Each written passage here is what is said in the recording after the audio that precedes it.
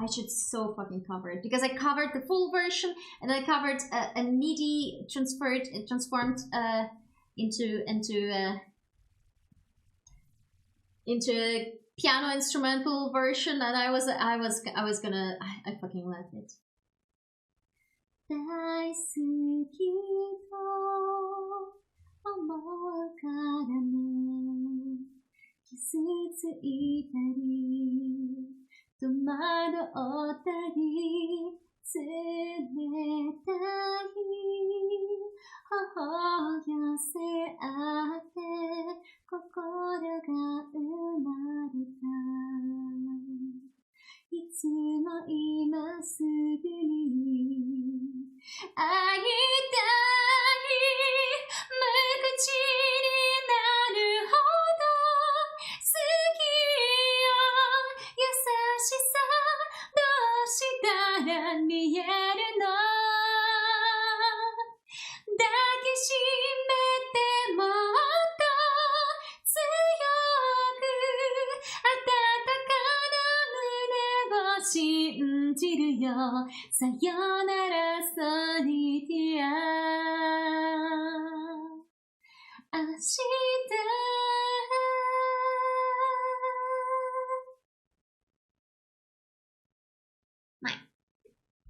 Yeah, it's just like the chores, like I want to see it right away. I love you so much I can speak, so how will you see my kindness? Hold me tighter and give me a warm heart. It's like this painful part of the lyrics is going,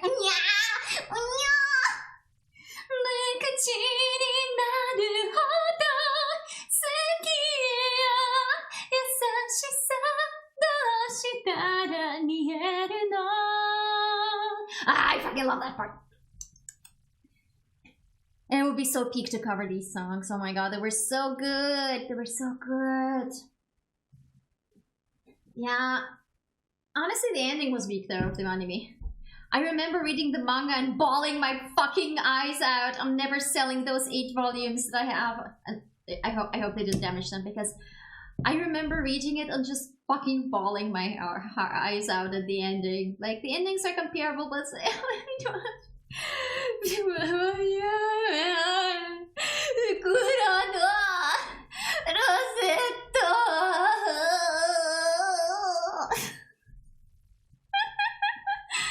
yeah. There do be pieces of media like that leave me completely in tears. Like that one, I have never rewatched Terae, but when I watched the 2016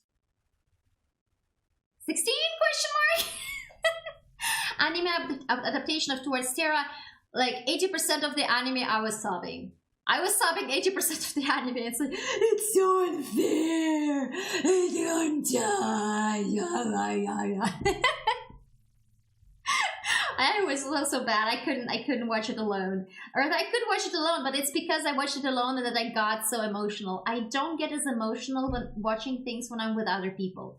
Because like I have this thing where I need to put on airs, I need to be presentable, but when I'm watching it alone and there's music and oh my god, you unfair.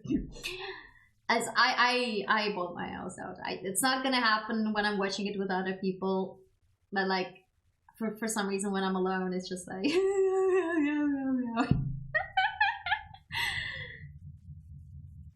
Okay, that was a trade passing. That was not my neighbors knocking on my door. I need to shut the fuck up. Okay, I can finally catch up to what Lurker said. Earlier I yelled up, I'd smiled because they were screaming around. And they stopped dead and yelled back, said, but I'm just sitting there, it's like I'm kissing.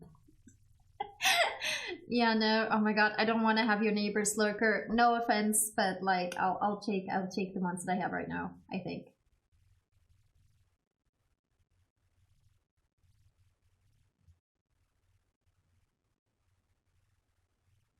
I think I heard voices, but I hope it's not complaining about me.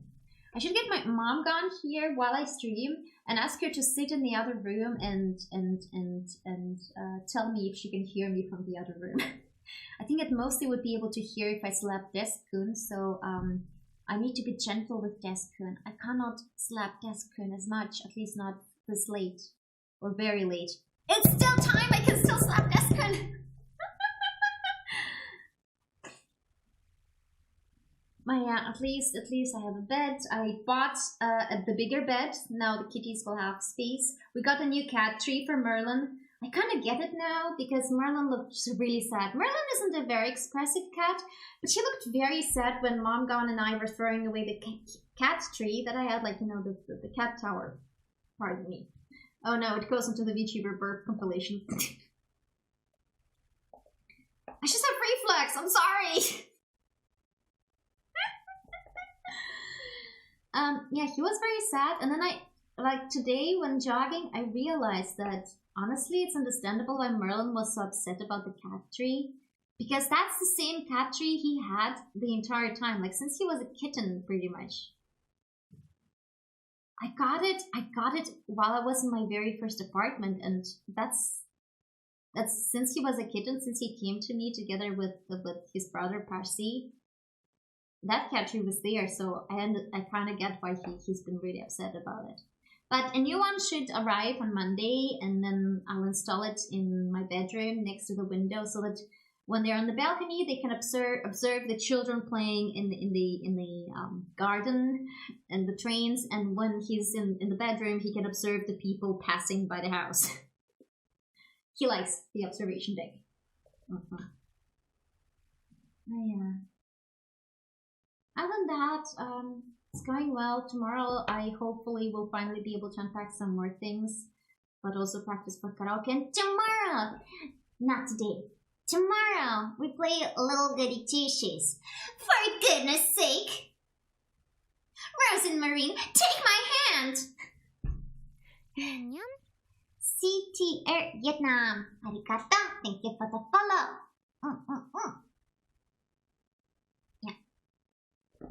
You know what? Recently there was a really awkward occurrence at the workplace because apparently I arrived just as my boss was talking to a newer colleague. They were talking apparently about Japan.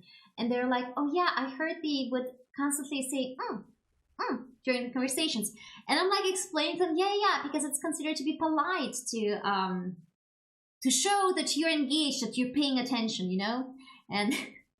And this is the awkward part where I become aware just how much I'm doing it myself. I guess I'm copying it over from anime and from anime, from idol variety bangami とかってね、アニメとかアイドルバラエティ番組とかってみんな全部そうよね、わかった。へえ、そうなの。へえ、そうですね。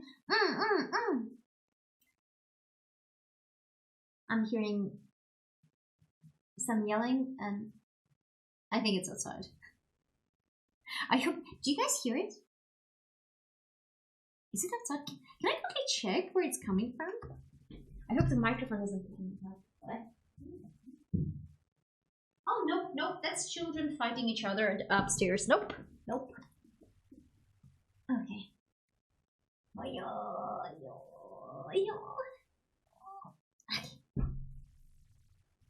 I mean, it's pretty subtle. I guess I'm the only person that hears it, then it's good.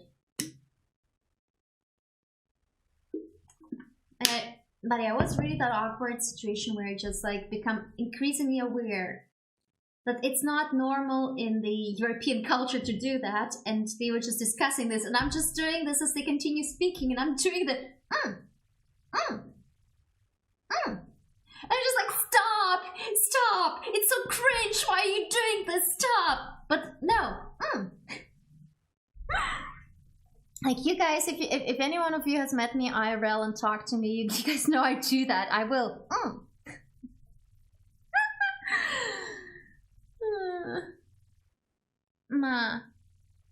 Oh yeah, let's restart the BGM, I forgot the BGM. That was that. Was there anything else on that topic? I don't remember. But yeah, I did kind of complain. I really don't like this thing for some reason when people say like, oh, the Japanese people are so polite. And I'm like,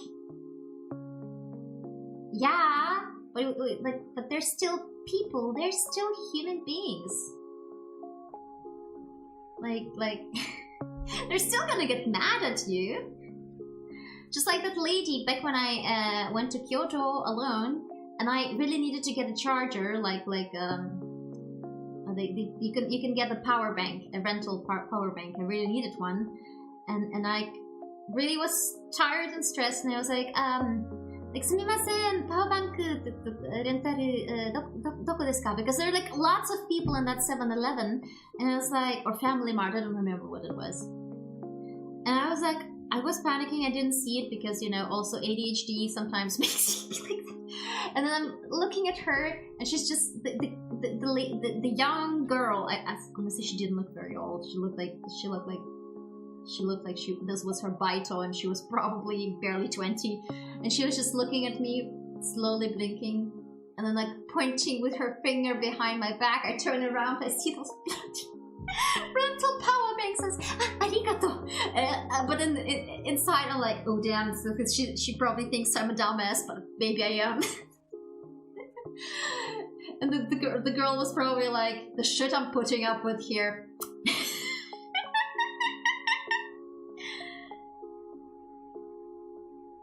Like, sure, they're gonna be like, you know, polite because that's the norm. The basic politeness when you're working in service business doesn't mean you like should be abusing them for that. Like, I don't know, for some reason, it really makes me kind of like, it rubs me the wrong way when people say that. You know what? It rubs me the wrong way. The way there's a certain trope, stereotype that people fight against. It's like,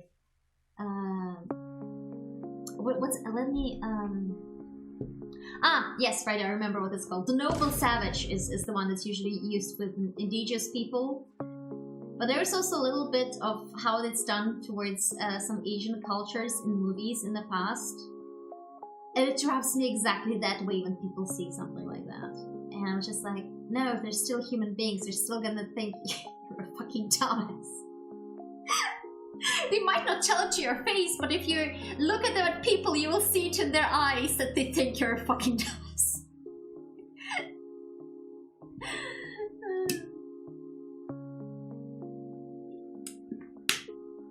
Honestly, I wish I would have done more people watching in Japan. One thing that I really liked in my last trip this year is like, on my last evening we went to this or second last, it was last week, like shortly before I would leave. We went to this izakaya, and there were people there after work, obviously from a company, you know how it is in Japan. And one of the guys could speak a little bit of English, so he was helping us, and there were other guys, and there was like such interesting dynamics between them, between the guy and the rest of the employees, and he was apparently like on a higher job position. And I was like, and the others were like, oh senpai, your English is so good. Yeah, who the fuck knew that piman is a bell pepper? Who thinks bell pepper is piman? Go piman!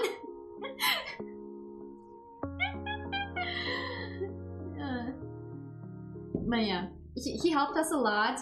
But as I said, it was interesting observing him. It was interesting talking to the people, to the people who ran the izakaya, to like the gruff man who was doing the cooking, to the lady who was more like taking orders.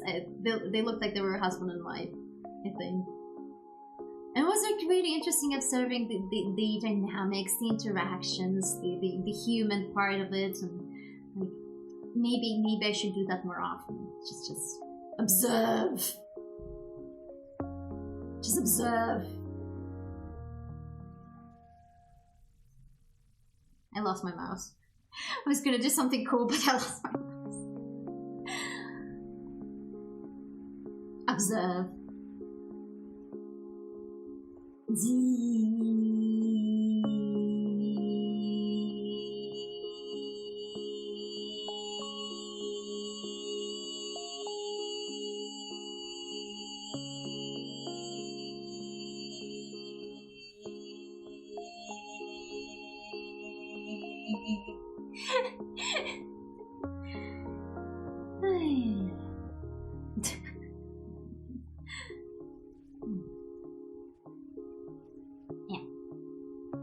Ma'am, I'm German, I saw that.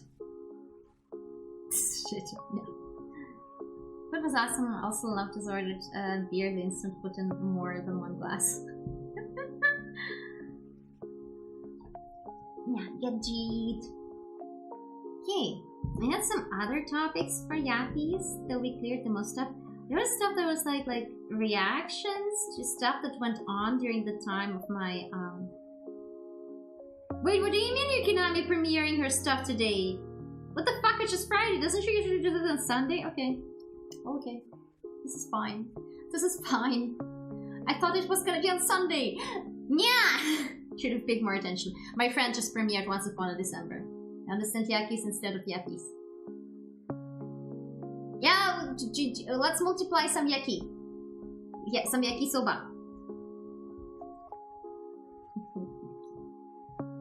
What else did I have, like, for Yappies? A shit ton of stuff.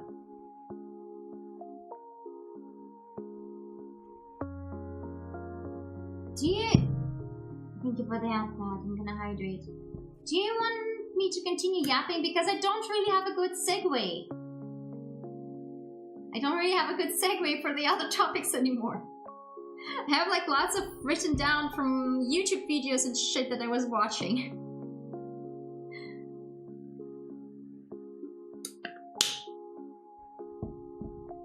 Oh yeah. Right, there's this thing that we can segue because the topic didn't happen too far ago, and that is I watched a video about modern writing issues, and it used Has-Been Hotel as an example, and we did a Has-Been Hotel watch along, and it was also stuff that I felt like was already like, for example, with anime adaptation too. There's also another thing I found I stumbled across, and I got another language. I got another suggested video of Has-Been Hotel critique, but the first one that was suggested to me, it was about portrayal of Angel Dust. And I'm not saying it's like peach perfect, but the arguments that the video maker was making, how do I put it? It was phrased in a way that denied any potential nuance in the characterization and adaptation. It took everything just at face value. Completely only at face value, and the moment even the people in comments like said, "Oh hey, this is how I took the character arc." He was like, "Well, no, and this." I'm like, "Yeah, it didn't feel as much as extreme, but it was like purposefully ignoring that there was nuance involved in it." I feel like a lot of people understood it, but this person, it felt like they're the type of person that's incapable of understanding it. It's not that like they were being obstinate on purpose, it felt like they're incapable of understanding it. And so they only pushed their narrative. And it felt like they were purposefully arguing, they weren't playing devil's advocate for fancies. Because sometimes when you're like in a discussion with someone and you just really want to explore topics, you can play devil's advocates without agreeing with something. Kitty, no. Kitty! There was an attempted break-in. And so that one I didn't even finish watching because I was like getting really those vibes like yeah, no, this person is not up for a discussion. Well, the other person, they went over sense of the modern writing. And that felt much more like that person actually said like, "Hey, I've been following Vixie Pop since like before the pilot." Kitty, stop scratching on the door. I assume they pooped and they want me to come out and clean. Not happening. Today we yap.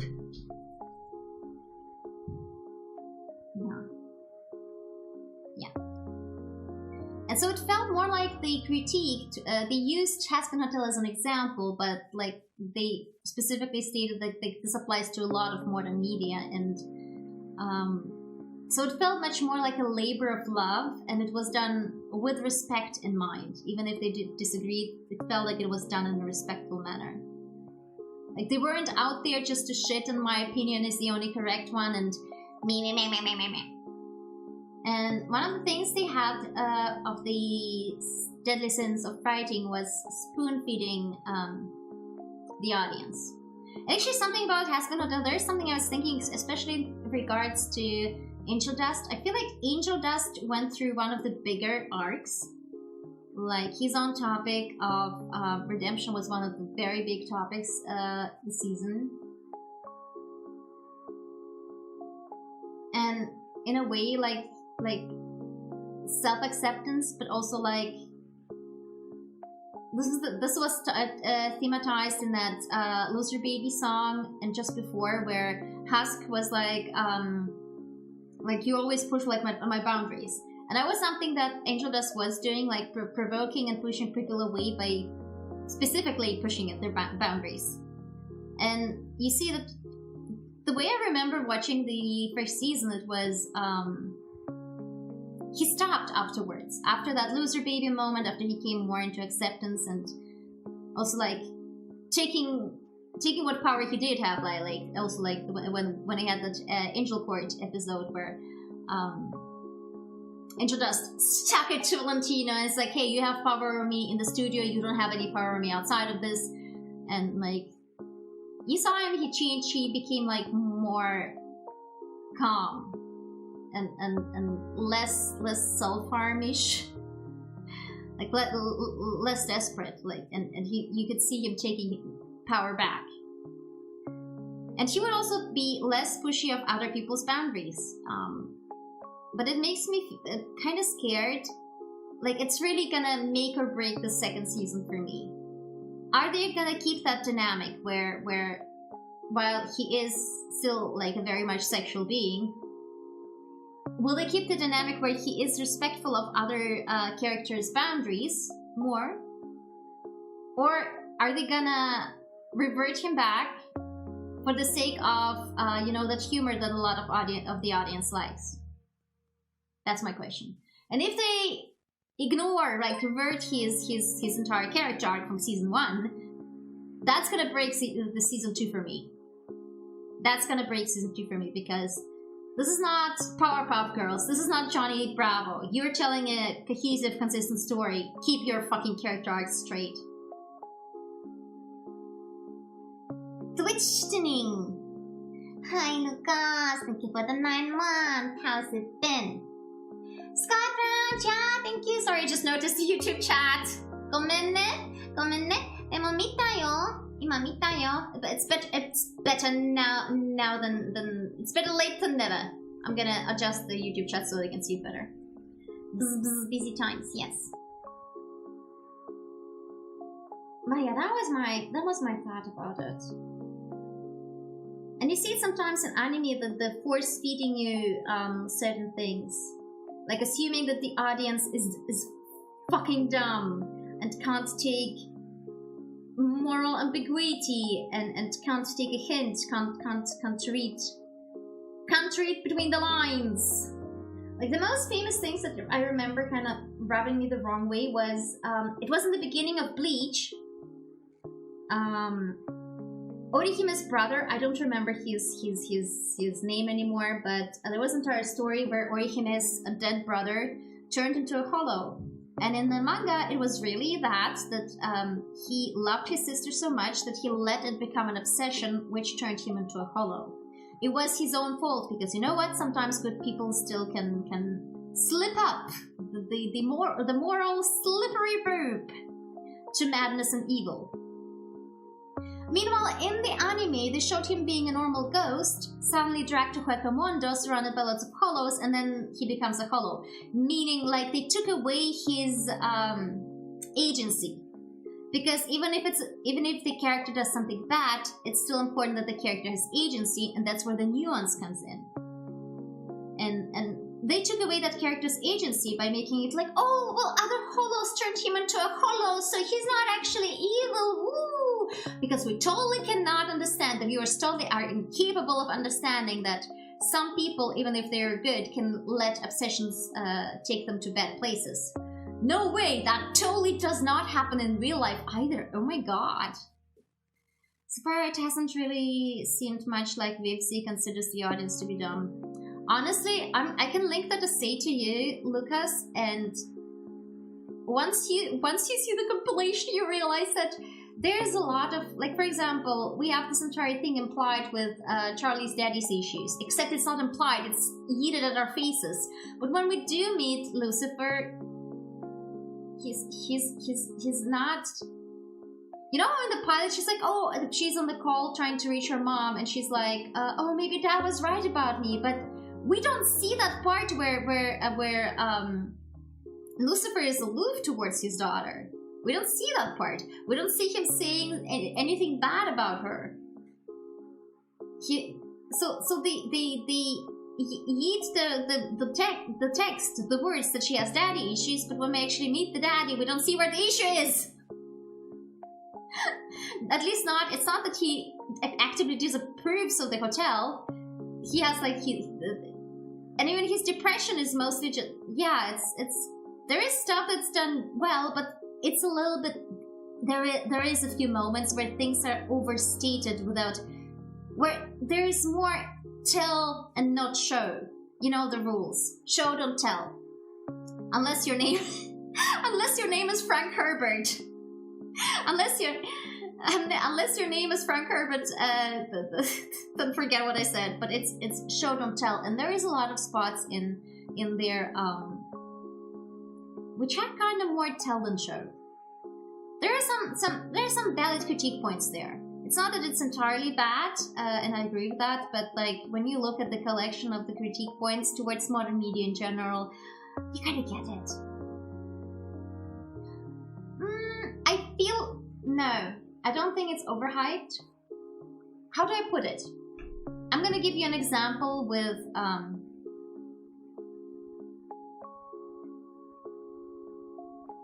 like, I'm giving you an example where it's done right, where it's like makes sense.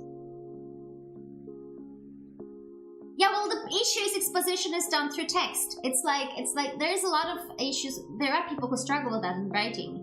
It's like you can tell somebody is brave, but do they actually act brave? And that's never shown. So you don't really know, is this person actually brave, or is it like some people just say because you don't actually see it? It's a bad example.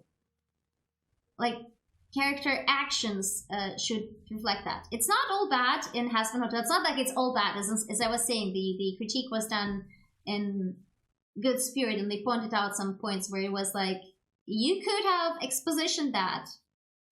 Or like, this part of exposition where you said verbally does not align with the character's actions. So it's like, it doesn't make sense. But as I said, it's not like saying all of it is bad or anything. It's like, oh, these are points which the creator of the video say notice overall in modern media, and only used Harassment Hotel as an example.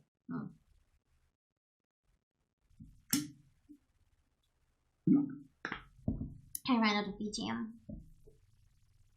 Let's go. Oh, it's my favorite. Yeah. But yeah, there was stuff that also, like I said, in Bleach, it kind of annoyed me because they removed the agency of the character. Even if it's a minor character, it still annoyed me. But it didn't drop, obviously. There was one that I did drop, though, and it was Ajin. So my history with Ajin is I never finished the manga. But I have, like, it's that type of manga. I found it during a tiny Swiss convention. I bought one volume because it looked fun, and I sat down during lunch break at the con to read it, and I got hooked so badly I went back to the stall and I bought the rest of the volumes. Because I could not, I must read it, I must devour it.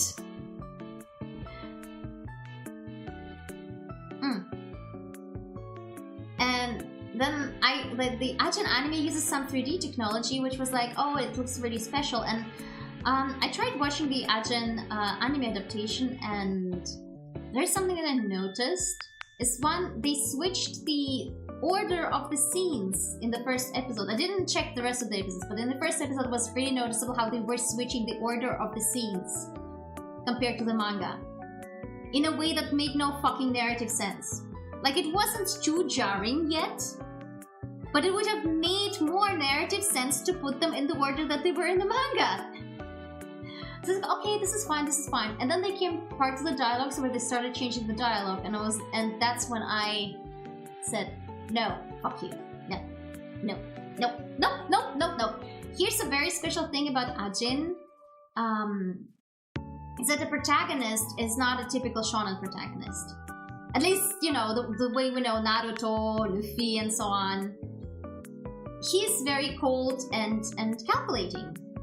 See, and when he's put into a situation where he needs to lie his way through to survive, he's damn good at it, bro. And he's gonna be very cold and manipulative and calculate the step. Okay, so how to say, how to behave, how to avoid suspicion in order to, you know, to not fucking get killed or like put into like in a lab, locked up in the lab to get experimented on. And they started changing it to make him a little bit like more a shonen protagonist in the dialogue, and that's when I basically closed that video. I was like, nah. Because there was an entire arc later in the manga, like volume 8 and 9, where there was another character, like a side character, who was like a typical shonen protagonist. You know, that Naruto, that bright, cheerful kid that's maybe not the strongest, but he has like he has the soul, he's the soul, he's the heart. And he was like getting along well with the other adults, and he was getting trained and shit. And the main protagonist, he was kind of like, oh, but like I'm not like that. And he's like, oh, maybe there's something like wrong with me, like, or maybe I'm a bad person. Like I have more in common with the villain that we're fighting. And then there was an adult, and I very much appreciate that it was an adult in the manga portrait, who basically noticed the guy being like kind of having like feeling bad about himself, about the way he is, and basically came to him and said like, no, you're fine the way you are. So who cares if you're a little bit more cold and a little bit more calculating? It's just as valid as the other kid being fucking rainbows and sunshine. You're fine. Like, this is not what matters. It doesn't make you a bad person. It's just different, and it's fine and valid. And it actually really helped the kid to like stand on his own and not be influenced by the shenanigans and bullshit of the bad guy, of the main bad guy. Like making his own choices instead of like comparing himself to this or comparing himself to that. And I really like that. But in order to set that up, in order to set that rewarding thing up of the adult interfering and like saying, hey, this is fine, why are you... There's no point in freaking out. We don't dislike you. Like, we don't dislike you. It's...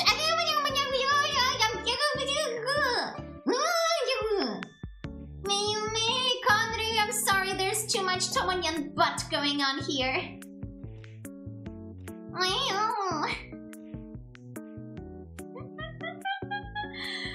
Buried.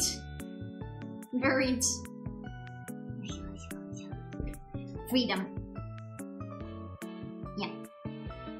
I'm doing great, thank you. Hi, I hope you're doing fine too. But yeah. The form of it most intrigues me is that characters may under no circumstances change more than 5 lines of dialogue. No, that's not what I was referring to, Lucas. But yeah, see, the entire point of setting that rewarding thing up, or setting that character arc up, you needed to let the protagonist be who he is. And that's kind of cold and calculating. You know? It's just... Incidentally, how's the mood going aside from the ice cream stuff? I survived. My mouse died. And the other mouse that I had, the emergency mouse, was also half dead. And... Oh my god. I'm sick but getting better, just resting today. Oh, speedy recovery and good rest. I survived. I just want to... I think once the year is over, I'll be alright. But as I start the new job, it feels like every week something else happens that's going wrong. Like, you know, oh guys, did I tell you? I moved, like the moment Mom, God and I are here, so I go to use the bathroom, like the toilet for the first time, and I flush it, and that's when the water just doesn't stop. So we had to uninstall the panel, and we thought we could repair it ourselves, but no, it's completely full of, what do you call it? It's komplett verkalkt, ne? Das ist komplett verkalkt. Alles ist verkalkt in dieser Wohnung. Alles ist verkalkt! Oh mein Gott! Yeah, I emergency bought a Bluetooth mouse today, right before the stream. Sogar der Drache. I know, right? Yeah, completely, like, everything. What? Was heißt verkalkt auf English?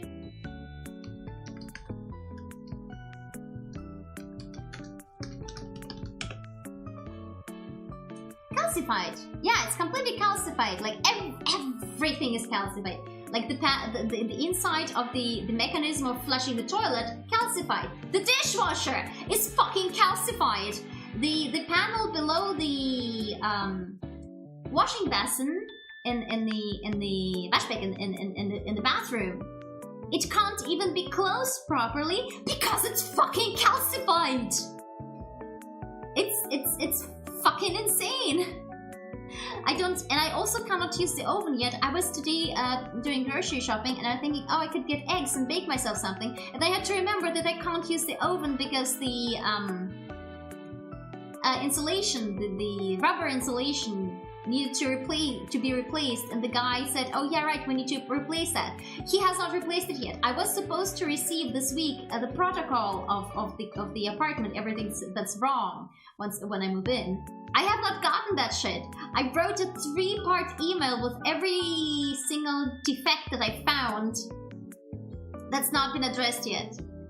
I don't know if I can even use the dishwasher because it's so fucking calcified. Like, the dishwasher is calcified and the removable filters are calcified and other parts are also calcified, and I'm just... Thank you for this free stream, May. Yeah, I know, right? Funny cut. Oh, but by the way, the funny thing about June is that the tell don't show works there. I don't know. I don't make the rules. It's show don't tell unless your name is Frank Herbert. Then you're free to do whatever the fuck.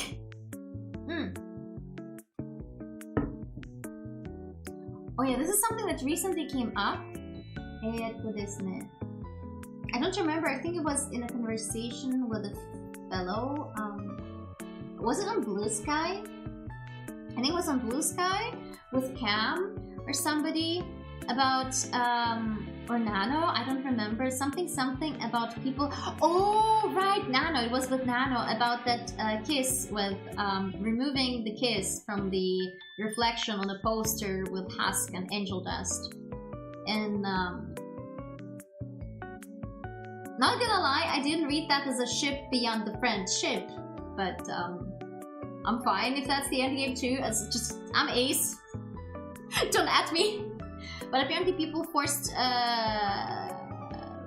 them to remove it from the official merge, and like, you know, oh, people are like so shitty for demanding the original authors change that. But I remember listening into it, reading somewhere on a forum that even back in the day when there was like a fan meetup of Dune series, there were people that came up to, like, there was like a what do you call it, aperitif party, and apparently fans came up to Frank Herbert and they were like demanding he change something in the book or like continue writing in the direction they thought was the correct one.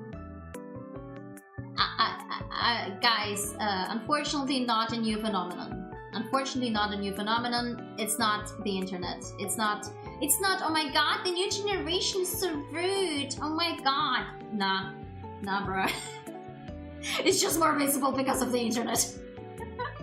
You hear, it's easier to hear about it. It just do be like that, unfortunately. It's like they did not invent that particular wheel, though they gladly can keep it to themselves. Yeah. But yeah, talking about modern writing issues, I've gotta say, however, Jujutsu Kaisen really just, as I'm reaching the Shibuya arc, Jujutsu Kaisen really blew my mind. But just how much the anime has improved on the source material. First of all, it is very faithful, and there's like only one singular change in the first season that I remember, that's right at the beginning, the conditions under which Yuji eats the finger. I feel like the way it's done in... While in the manga he explicitly... Honestly, somebody made like a difference between manga and anime, the way that it's done like explicitly to say Fushiguro, but the way I saw it in the anime, it felt like more naturally flowing. Like in the way when I read the first chapter of the manga with Yuji eating Sukuna's finger, it felt like you just were there and you're like, are you a fucking dumbass? You don't even know the rest yet, and you just read the manga and you're like, are you a fucking dumbass? While in the anime, you're not left with the impression that Yuji is a fucking dumbass. At least not from the first episode on. Oh my god, I feel like you're watching it. Oh my, I really like it. I don't know. It's been a while since I've been so fangirly about anything like that. I really like it. I don't like all of the music though. But some of the intros and endings are really hype. But one of the other scenes, as I was continuing to reading the manga, that came to my mind was a scene that was about the characterization of Suguru Geto when he's in that village and he sees those girls being, when he's like still being indecisive of his morals, like which worldview he's gonna adapt, and it's shown like in a way that his shadow is split due to lights. You know, sometimes that's how it works. You have like multiple shadows, but it's shown like he has two shadows. And when he makes his decision and he turns around, it shows like he has only one shadow now, meaning he made his decision. That was not in the manga. That's anime only, and that's such a gorgeous show don't tell. That's fucking peak. This is what I'm talking about, Lucas. This kind of stuff is also like part of show don't tell. And the anime really improved on that. The other thing that I can say is Esso's clothing is also improved in the anime. I'm fine with it being much censored. That's cinematography, not writing. Is cinematography not part of writing, I would ask? What you choose to show in a manga and what you choose to show in an anime, is it not part of writing in a way? Honestly, I'm gonna hide it, and I'm gonna briefly actually replay myself. Are you sure? Because both anime and manga are visual media, and Gege Akatani could have. Yes, but I feel like because it's so faithful to the manga, otherwise this additional detail to express, like Gege-san could have just done this in the manga and shown the exact same thing. Hope you've been fine. He could have chosen to show this in the manga, and then it would have been writing. Yes, but it could have been used as a way to express it. They did not have to focus on the shadow in the anime. They did not have to. But they chose to add this little detail that highlights the storytelling, that contributes an improving of the storytelling. When you create a visual script, like the paneling,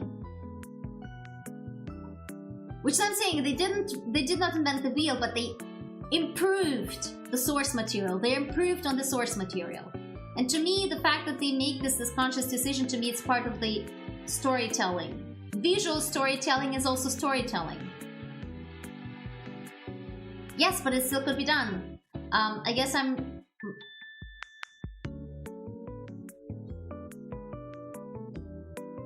Okay, maybe I'm not... Maybe in a shoujo... maybe I'm talking from a shoujo perspective. In a shoujo manga, you would most fucking certainly spend an entire page on that.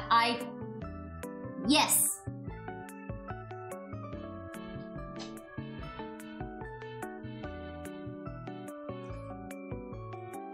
Maybe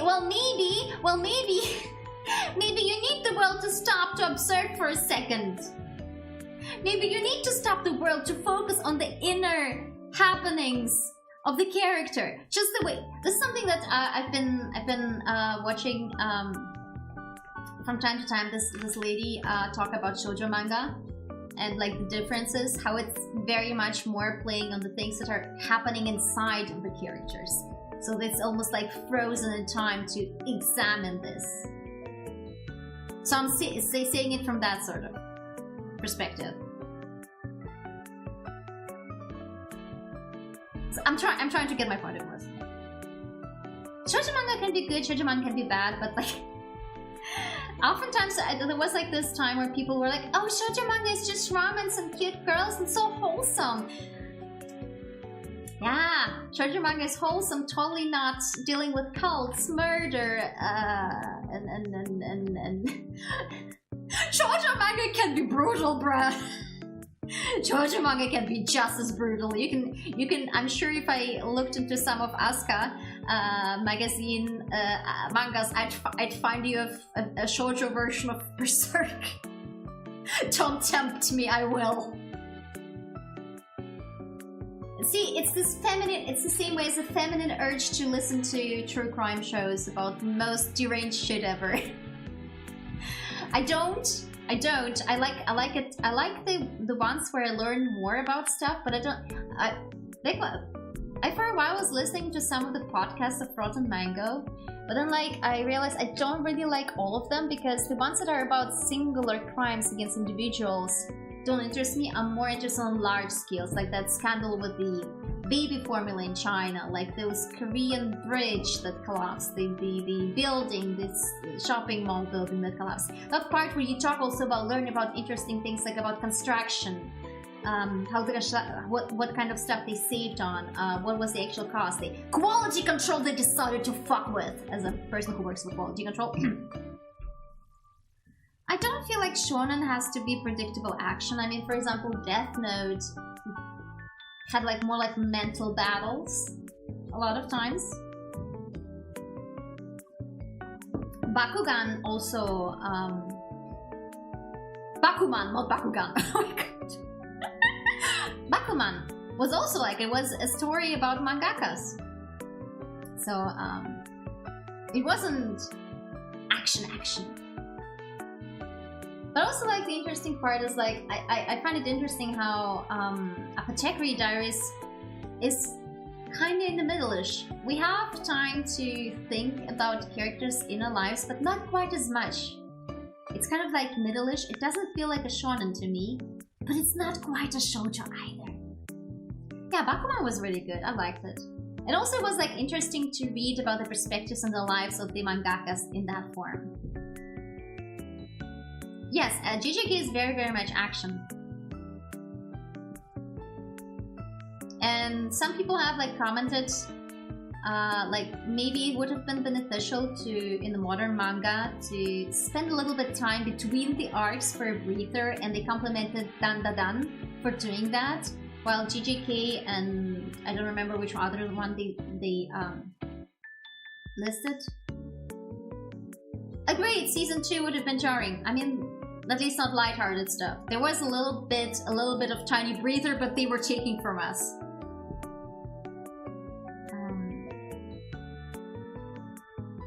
That being said, the impression that the people doing the essay, Sunken Shell, shoujo manga geared towards a young female audience doesn't mean it's only romance.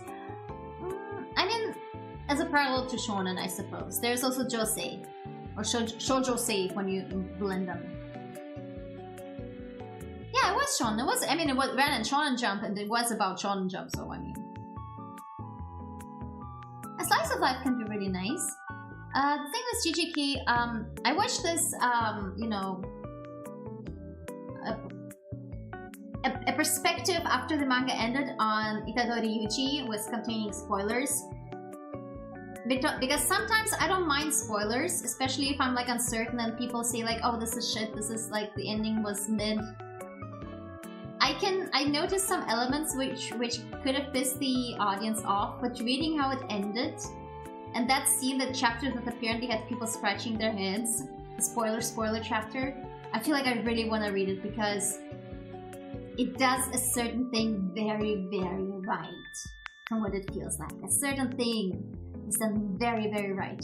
But the critique that was directed towards JJK was that it was rushing to tell the message that the author wanted to tell. However, in defense of that, and other mangas that are feeling like they need to rush to finish their story to tell their message, if they're writing for something like Shonen Jump, I would kind of like to remind people that Shonen Jump has weekly ratings. And one of the mangas that I really was looking forward to, Double Arts, was cancelled after 3 volumes. The author went on to create his masterpiece Nisekoi, but I mourn the loss of Double Arts. It was such a breath of fresh air. Especially since back then you had like Bleach with some of the... like a lot of mangas where you had like lots of like fan service shoved into your face, like is addition like to the story you would have fan service shoved in where you'd feel like and so Double Arts that contained like no fan service at all was it was so refreshing. I was so upset that it was cancelled, and I went ahead to read a lot of one-shots. The mangaka had a really hard time to break through. He published a lot of one-shots, and they were all beautiful, and they had this really feeling of fresh air. Like the established rules on how to write a shonen manga or just a manga in general, they just didn't apply there, and it felt so nice and refreshing, to the point when I saw that the new work by Komenaoshi would be Nisekoi, which would be like a school harem story. I was pissed. I was livid. I was fucking boycotting the thing. I don't want to read it, but yeah.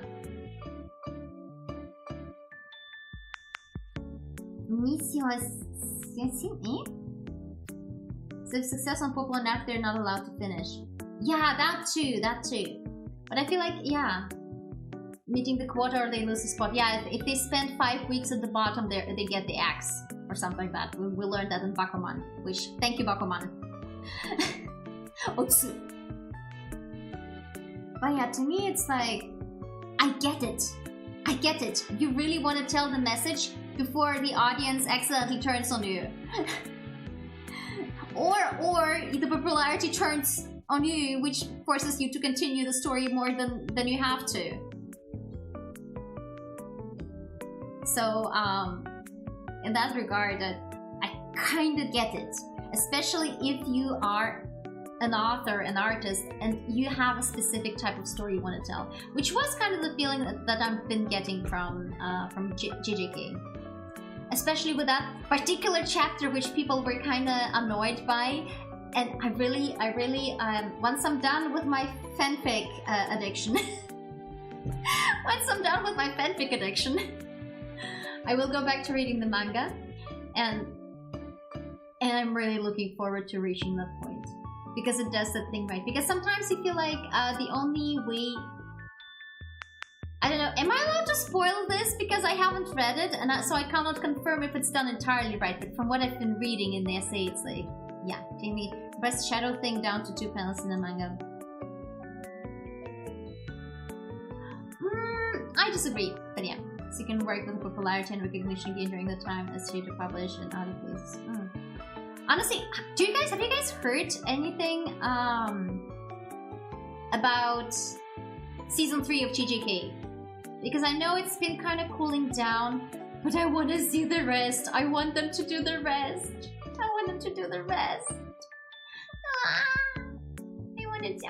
I want them, because they did such a great job adapting season 1 and season 2. I want them to do the rest. Pretty please. Can I have the rest? I wanna have more visualized suffering of Itadori Yuji. I wanna see more suffering. Can I get an extra dose of suffering from him? Like the follow-up arc still sounds pretty interesting. But like I get the impression that there's like, let me just Google that. Is there any news? Jujutsu Kaisen Season 3. Nope. Release date, speculation, trailer, and everything but no so far. Wait! Oh, it is in production.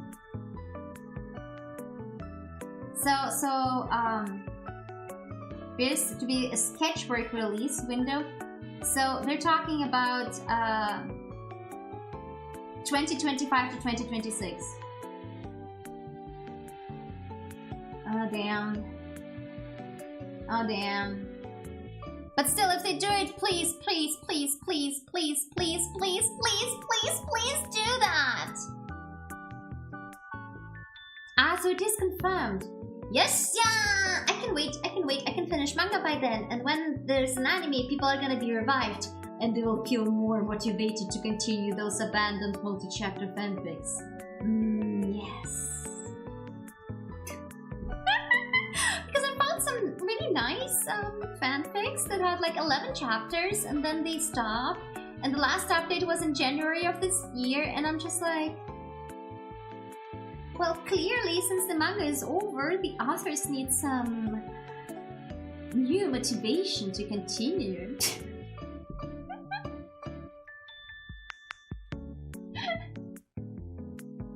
You know, to keep the thing going. Just keep it going. Oh yeah, I just paid attention to the tags on the 76 chapter thing I'm reading. Apparently, smut is one of the tags, and I'm like at chapter 46, and I'm like, huh? Huh? There's no smut so far happening, and I kind of don't want any. It would detract from the story at this point. Oh, but it has my favorite tags in there. I didn't know there was a thing, but like, remember I wrote to you guys, I didn't read that story because it was clearly smut. So I had no interest in it because, like, from the description it was more like about smut than rather exploring the psychological inner ongoings of the characters, like the torment and ethical and moral questions.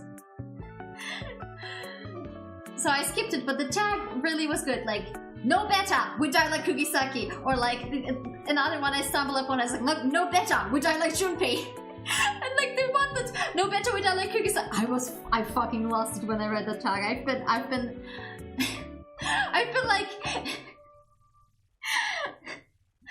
no proper internet in the house, we die like Kugisaki. I don't know why I like it so much. Everything's come from the last chapter for a happy ending. It's not finished. It's not finished. I wanted to say something, but I forgot. Oh yeah, that fanfic. I remember I wrote about it on Discord. There was one. It could have been an interesting topic to explore, like that. You see it sometimes in books. It's a topic that's explored in general in literature, like that slippery moral slope of bad decisions. Yeah, the BGM's over. No, yeah, just oh my god, I just accidentally clicked on the typical shoujo. See, this shoujo is a psychological thriller. And then she starts talking about the story. It's like, yeah, wait a minute, I read like 3 chapters of it, but then I didn't continue. Arisa, which is one of those. Hey, are the characters alright? The ones with the weird cult and murder and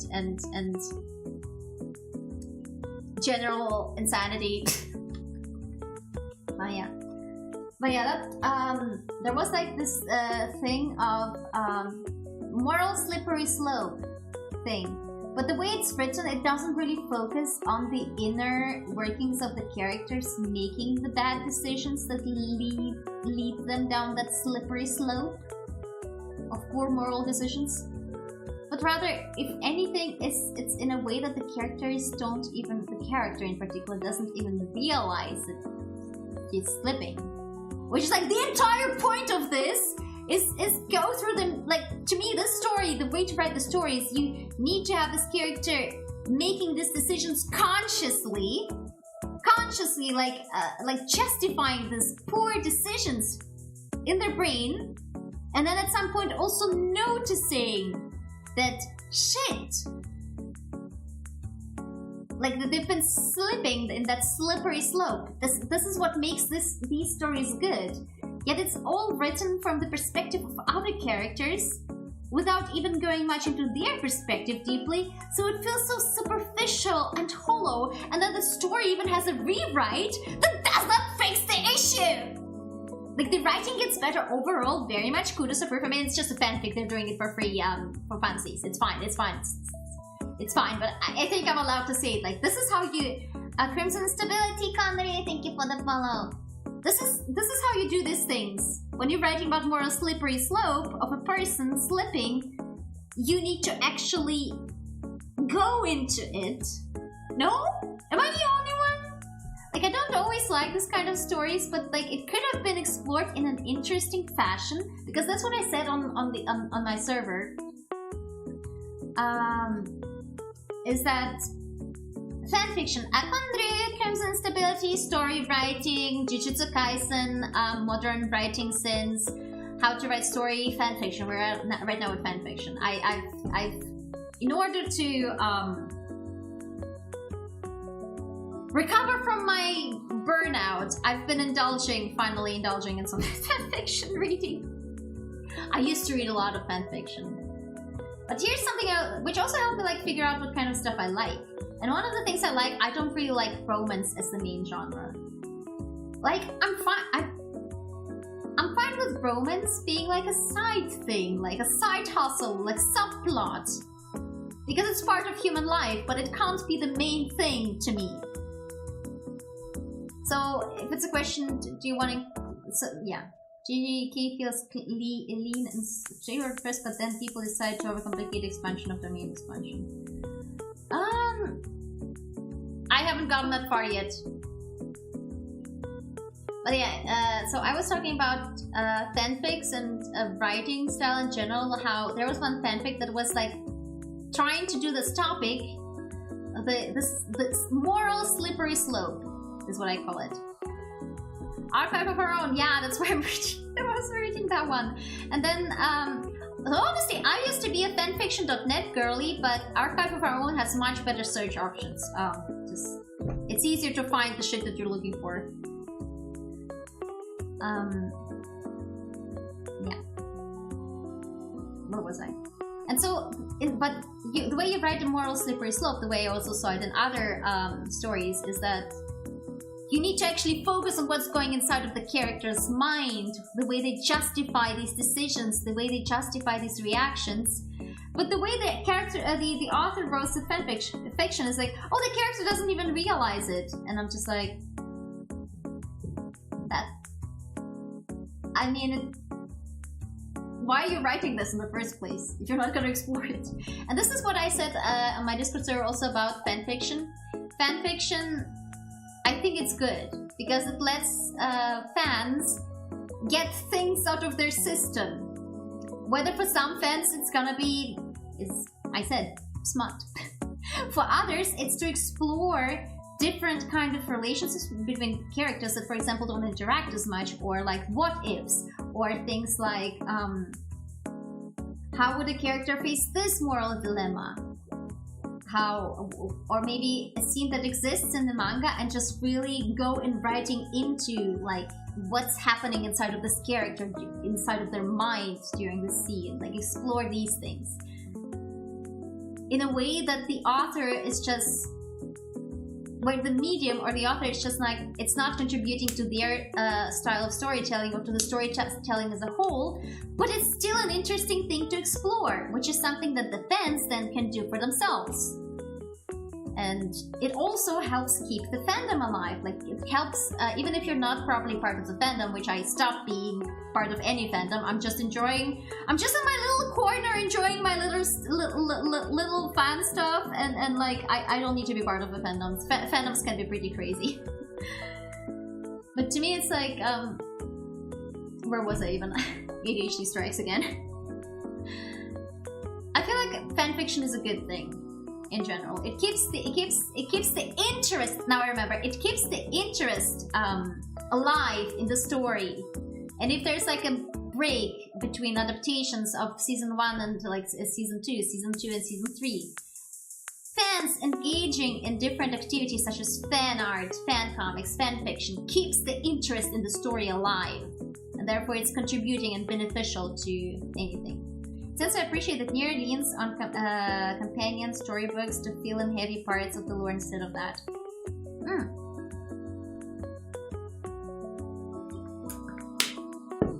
Honestly, I gave up on that lore. The same way I gave up on Kingdom Hearts lore. And I think it's fine. I think it's fine. But sometimes those companion storybooks in some franchises, they're like, it doesn't even feel like canon anymore. I know it's an official publication, therefore canon, but you're like, who the fuck is writing this? Oh dear. Guys, I need to pee, man. For a bit, I need to do a little to go for a little dragons, and then we can see what other yapics I have written down for myself. Okay, I'm back. I found the cover of the song that I listened to originally, but it's now officially confirmed that the reason I thought it was Lyria's is because it fits really. Talking about cold weather. Hi, I'm back. I feel cold. I don't think it's a fire, but it's cold for much fire.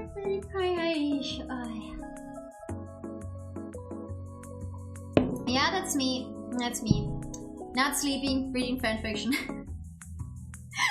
I've been denied. I've denied myself my need for geeking out about fanfiction and fan stories for so long. I needed to do it. I needed to. It's part of my self-care. Part of my self-care, like emotional and mental self-care, is find a story and just binge read it. Like, I remember I was kind of burnt out at work. It happened earlier this year, I think, or it happened last year. No, it happened last year. I had to take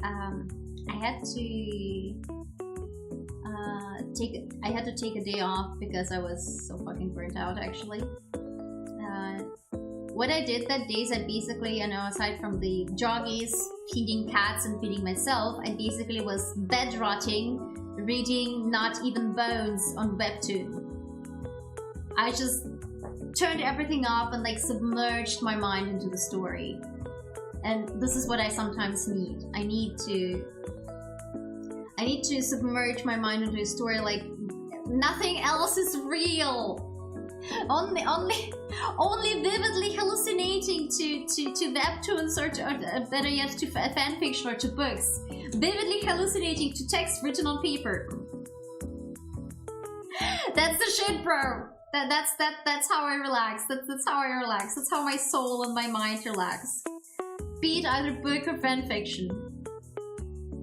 It's vividly hallucinating to text. Reading is wild, guys. You stare at bodies of dead trees and vividly hallucinate. Thank you for that, Bats. Which one did you read? Did you ever write your own? I did. I had a little bit of a stint into fanfiction in my youth. Yeah, no, go look for them yourself. I can maybe link some.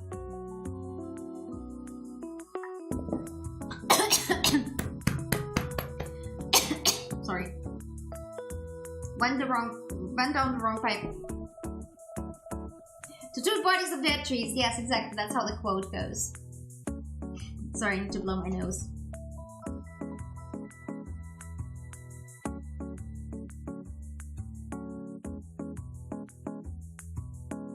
Okay, I'm good. I should maybe make the medical drink for myself because I'm pretty cold. Yeah, where was I? Right. I wrote a Harry Potter fanfiction. And I wrote it because I was procrastinating. Also, English is not my first language, so it was shit. Like, my grammar and writing is shit. It's fine, it's fine. Actually, well, were people interested in my concept? Also, I didn't have a beta, obviously. No beta would die at Cookie Saki! there were two fandoms I was deep enough into to read fanfics. For one of them, I co-authored one and canceled one. Ooh. Yeah. I got into fanfics through, interestingly enough, an author named Sukorin, because she had such an interesting imagination. Her stories, the ones that I read, was Suikoden. It was for Suikoden 4, or like generally Suikoden universe of that world. And the other one was Final Fantasy IX one, and it was around the time when I completed Final Fantasy IX, which it wasn't around the time when Final Fantasy IX was released. I got into Final Fantasy IX much later. And the reason why I got into fanfiction is because Suikorin's imagination was just so interesting. Because her stories were canon divergent, strongly, and she created within that universe of her one of her own, based on the, like, she did it really in an interesting way. She was just really great imagination, great creativity. Unfortunately, she never finished either of the stories, but I think I should go back and reread them because yeah, it was really interesting. And I've read some Kenzie, Connery, how's it going with discussion fanfiction? But yeah, I wrote a Harry Potter fanfic because I was procrastinating on writing my school graduation work. I was procrastinating hard. And then I wrote my school graduation work, and in the 15 hours before the deadline, I did not sleep. I came to school dead.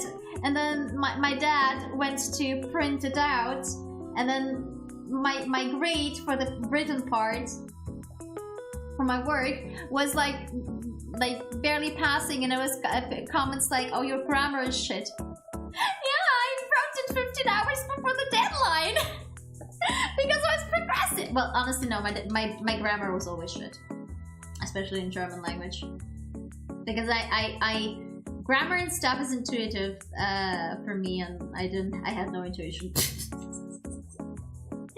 What's more, nothing in what we learned in school helped me improve it, because we would constantly get into those. But if you're from a different country that has a different schooling system, how do you write essays in your literature class? Because yeah, it wasn't born in Switzerland. Big flash news. No, it has rules. It has rules because we're writing in Hochdeutsch. But yeah, Dragon is doing good, but I'm kind of eepy because I have not been sleeping because I was reading fanfiction. Same, sir. Yes, no, the Swiss German also has rules. Actually, it's a funny story about that. A friend from university told me I have very beautiful Swiss German. And I was like, you don't want to know how I get this. Do you want to know how you can get like really great Swiss German, like really beautiful Swiss German? You look at the German word and you think at it, how can I mutilate it even more? That was literally my logic. How can I mutilate this word even more?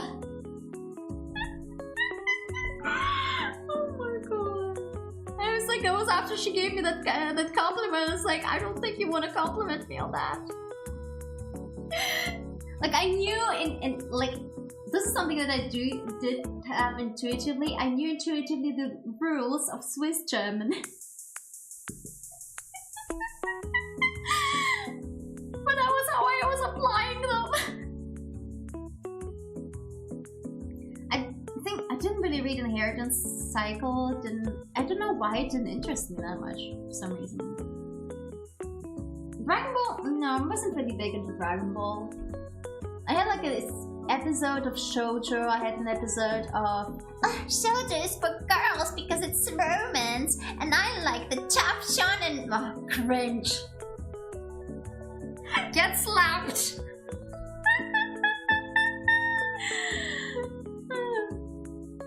But no, what I wanted to ask, in your countries, if you're neither from Germany nor Switzerland, how do you write essays in your literature or language class? Because in Switzerland, you do it in a way you get to class and then you have a double hour, meaning 1.5 hours, to write it. Like you get a prompt and you're supposed to draft it out, correct your draft, and write it down and clean, and usually it has to be like 4 pages long. And I don't have time to think, to draft, and then to actually also write it. How the fuck am I supposed to do that? I can only write as fast as I can, and so my essays were always like really shit because I had no time to think. I needed to think what the next sentence was gonna be. I needed to think where the story was going. I had no time. Whatever you want me. I don't know how the rest of the students did it. I don't know if this is ADHD, but I had no fucking time. My hands can move only this fast. How do you expect me to fill 4 fucking pages of it in 1.5 hours? My cousin told me to read a story called An Interview with Goku's Parents. Not gonna lie, that sounds actually funny. That actually sounds funny. Oh, guys, I don't remember what. Okay, first thing first. Yeah.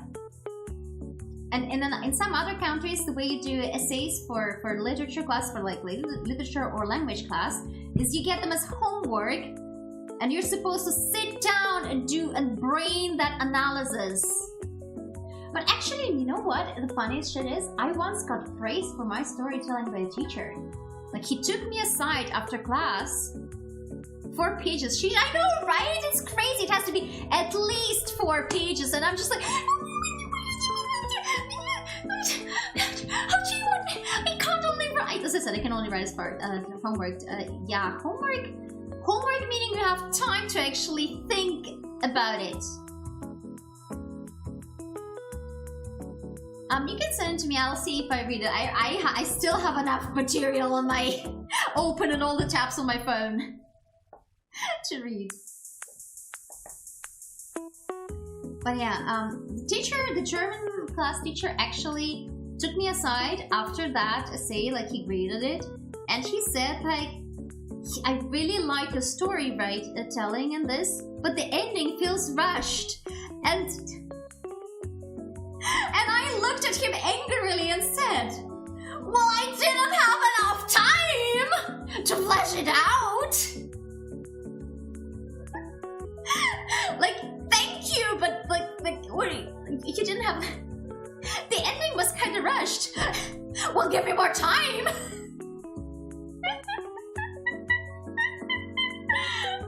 But yeah, I felt very flattered. But yeah, another thing that I went back to writing is a one-shot of set in Avatar: The Last Airbender about Zuko, and I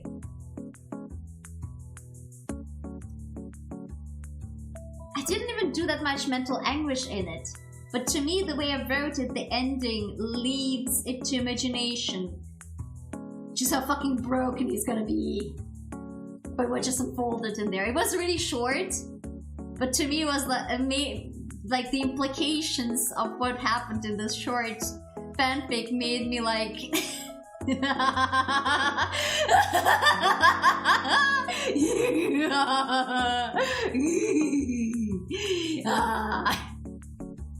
yeah. School's been way too long, but I never had drafting cleaning split. Everything we had needed to be done in one go. Yeah, no, they told us. No, he told us, oh, you feel free to take pages aside to do the drafting. And there were kids who were doing the drafting and they were getting good grades, but to me it was like, how?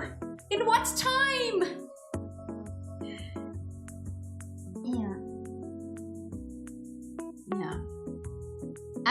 I just compensated through literature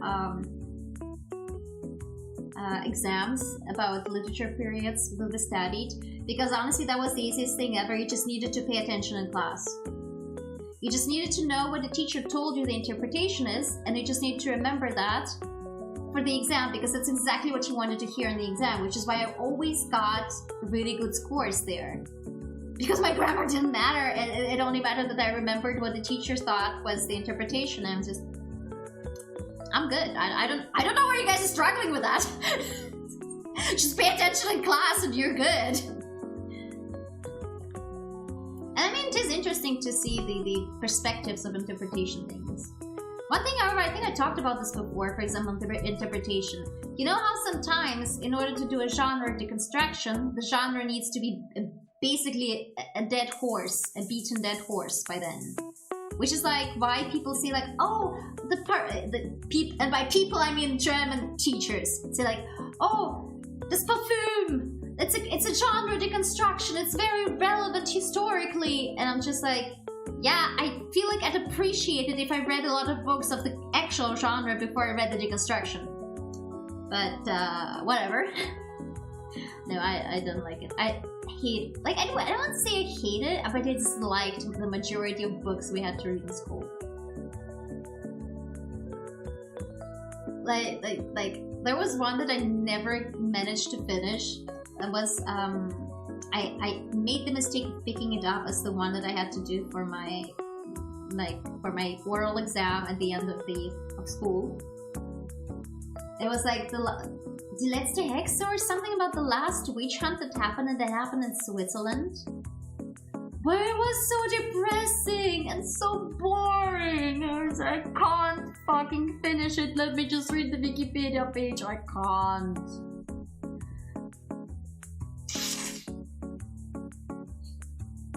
Yeah, I definitely should drink something medical next.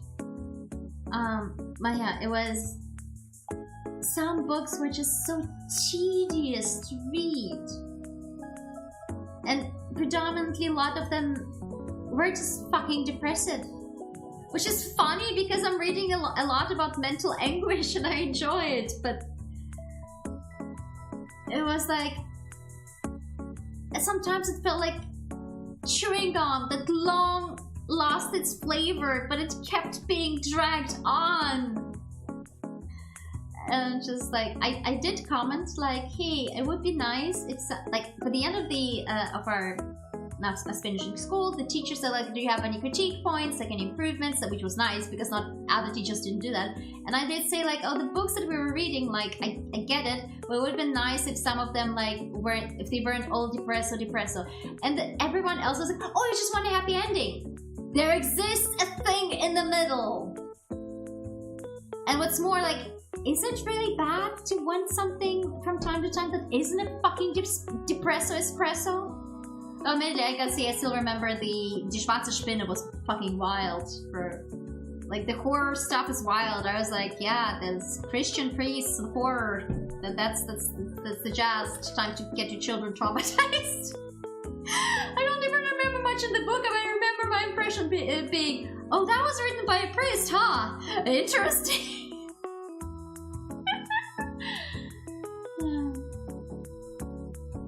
Man. And also, like, school is like the graduation work that I wrote was actually on Star Wars. It was a funny shit. I struggled, you know, you needed to get like a teacher, be a supervisor for your graduation work. And unfortunately, the chemistry teacher was taken faster than I could blink or like think. Like before I even came up with what I wanted to do, the chemistry teacher was already taken. The arts teacher was taken, like everyone was taken, and even the geography teacher already had like full slots. But like I said, like, hey, I don't have a supervisor teacher yet. And he's like, okay, sure, you can join us. We'll open an additional slot for you. And then I was like, oh, I don't know yet what I want to do. I was thinking like, oh, I was a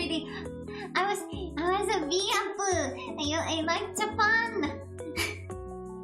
I was thinking, oh, I could investigate like the mythos of Mount Fuji or, you know, things like that. And he's like, oh, well, you like manga. Why don't you do something about manga? And I was like, well, I'm not the one who suggested it.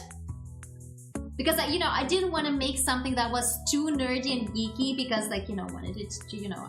Because back then, people didn't know what Sailor Moon is. Back then, watching anime was cringe. It was for losers. It was for kids who were bullied. So I didn't want to stand out too negatively, even though, like, people knew that I was, you know, a weeaboo and a loser. Yay. Yeah. And so I was thinking I'm gonna do something normal, you know, normie stuff. And it was geography teacher, so a mountain is kind of part of geography. But he was like, yeah, you're like those manga, right? You can do something about it. So like, well, if you're the one suggesting it, then sure, I'll do that. And that's when I struggle. Like, how do you scientifically do something about manga?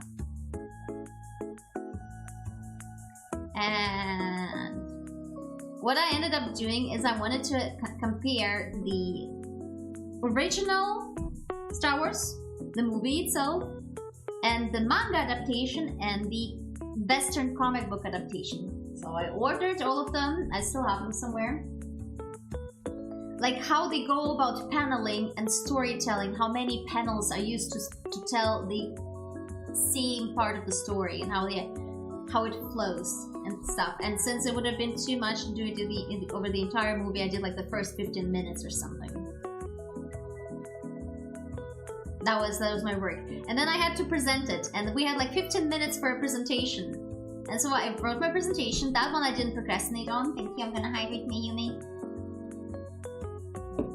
That one I thankfully did not procrastinate on, and then I said down, okay, my PowerPoint is finished. Let me practice it. And I spent like 35 minutes. I set a timer. It was like over 35 minutes. I'm gonna stretch it. Spent like over 35 minutes on that presentation. Do you know how I actually held this presentation? Do you think I removed a slide from it? Fuck no. Who, me? Remove slides? Nah. Nah, we died like Kugisaki. And so basically I went into the room to present it to the teacher and to anyone else present. And I basically like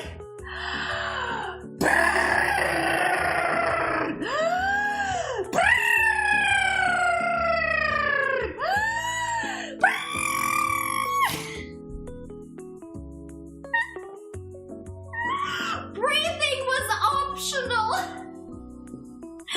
I did it. I squeezed 35 plus minutes. Squeezed 35 plus minutes into a 15-minute presentation. There was no more time left to ask me questions, but I was within the time frame. Breathing was optional. Yeah, kind of like that. Oh my god. That was so bad. No better, I die like Kugisaki! Yeah. I think I took my fanfiction stories down. I know people actually about the one, the Harry Potter one, other one. I had people inquire about if I'm gonna continue it, but like... my motivation died as I had nothing to procrastinate on.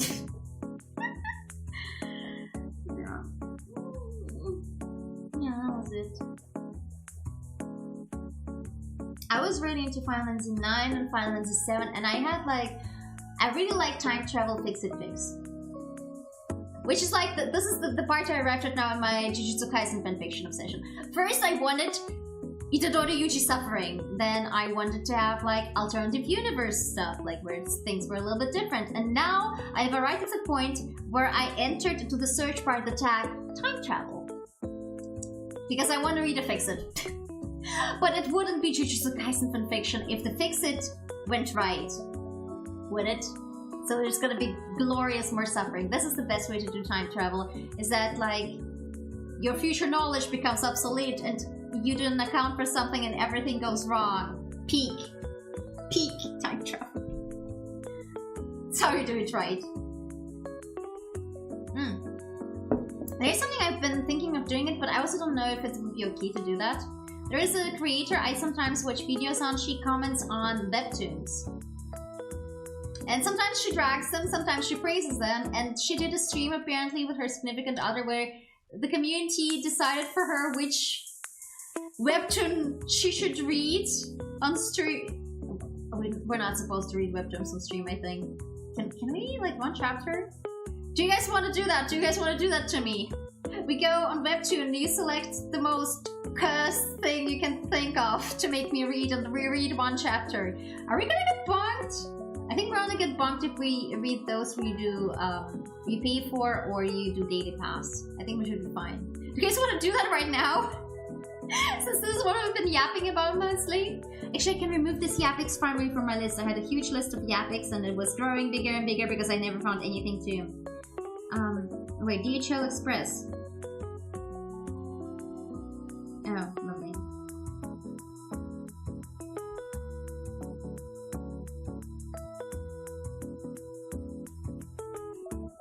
Globale Key Limited. Oh. Ah. Yes, I get it. And give me a second. Delivery meals.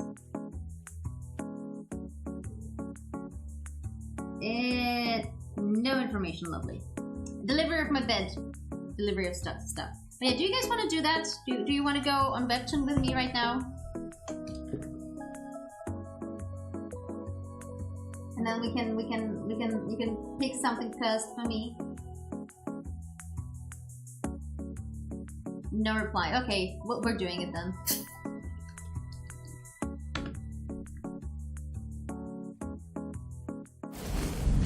You don't get a choice anymore. You're not offered any choice anymore. Well, you will have to give me a choice.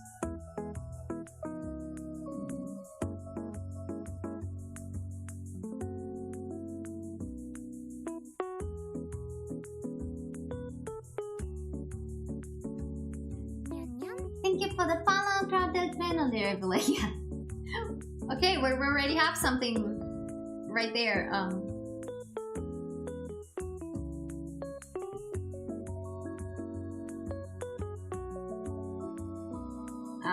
Okay. Oh, that's a really good one. I need to. This one is. Do you like suffering? Would you like some suffering with a dash of romance and political intrigue? Actually, mostly suffering and political intrigue with a dash of romance. Even though the title suggests something else, it's would you like some suffering? This story does it really well. Like Suitor Armor, like just as finally it seems that they're finally. Oh, is there like? Oh, is there a start of new season? Oh, yes.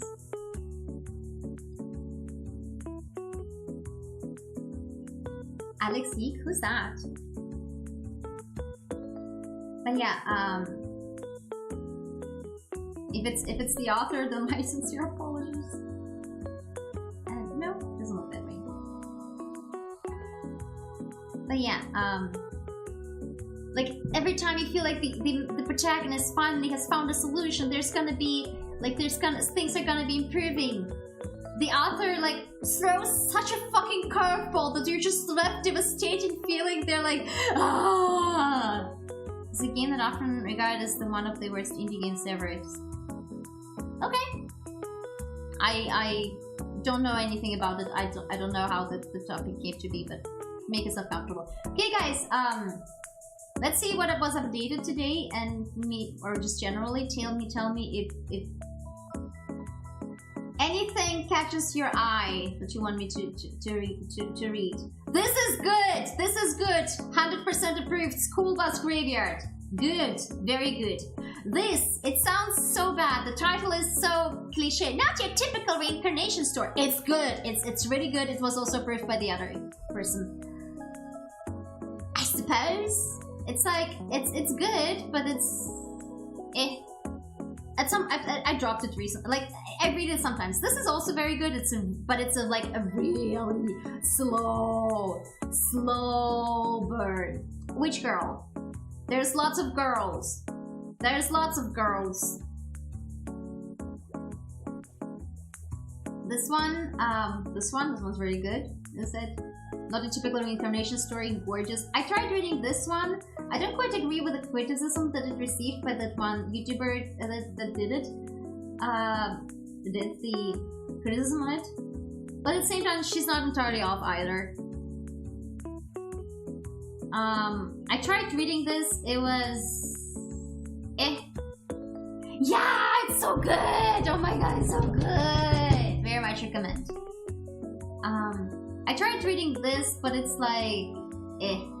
I I started reading this and I was like, so the Empress's two wolves is like basically a remarried empress but with furries.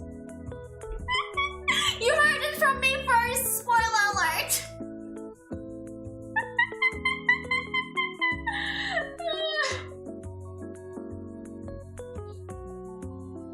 Yeah.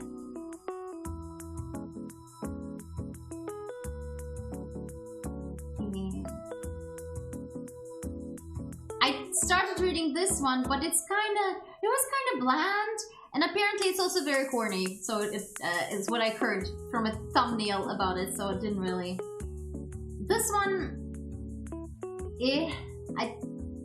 I don't think I got much into it. This one has been kind of cute. It's how do I put it? Is it the most innovative thing ever? No, but it's very much a good palate cleanser and very cute. Okay. I read this romance for a while. I really like the dragon scale designs that they have when they transform. You Can't Kill Me, The Secret Bride of the Black Wolf. I also was reading this one, but at some point it kinda, I don't know, I feel like it lost the plot and I kinda wasn't quite sure how to continue that. This one was also like, I dropped it. This one is right now I'm reading. It's an interesting, so far it's keeping me interested. I wouldn't again say it's like the most innovative thing ever, but it's pretty interesting. So this one very much recommend, very good storytelling, very much suffering. This I need to catch up. I kind of lost it out of my sight, but it was really refreshing in a way. Let me scroll up so you guys see what I'm talking about. From a Knight to a Lady. Because usually you have, especially like with Disney movies, you have this entire thing where the, isn't it just everyday life? Sorry Shell, I lost the context which that one was for. But it's like usually like, oh, I'm not like those ladies, I'm gonna be a tomboy and I'm gonna sword fight and ride horses as if I am a guy and like, ladies are so weak and they faint at the sight of blood. And that reminds me of that one of the one comment by Ygritte from the, I don't know which book, Game of Thrones. It's like, women see more blood than men in their lives. It's like, ooh, but and in a way, this one, it is really from a Knight to a Lady, but it's like she keeps her personality of being a bit dorky and tomboyish, but she also learns of the strength of the different kind of strength that a lady has, like the women in society, the society. And it was really refreshing because she stays true to herself, but she also learns new things and becomes less judgmental about that, and that was really nice. Obsidian Bride, I'm not sure about this one. I kind of semi-dropped it.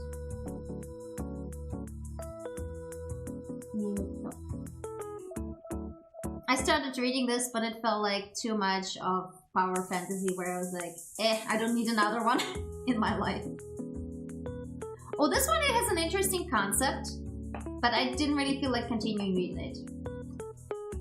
So One Husband is Enough story, basically it's a isekai. It's a girl with who's apparently less happy with her life, feels like shit. You know, the typical webtoon female protagonist who has a shit for life.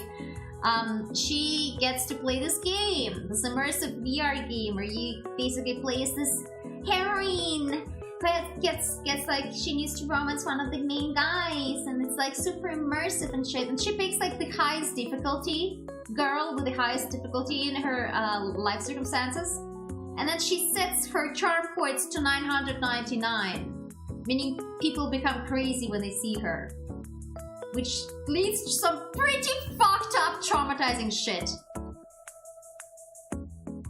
So maybe I'll pay attention to it further.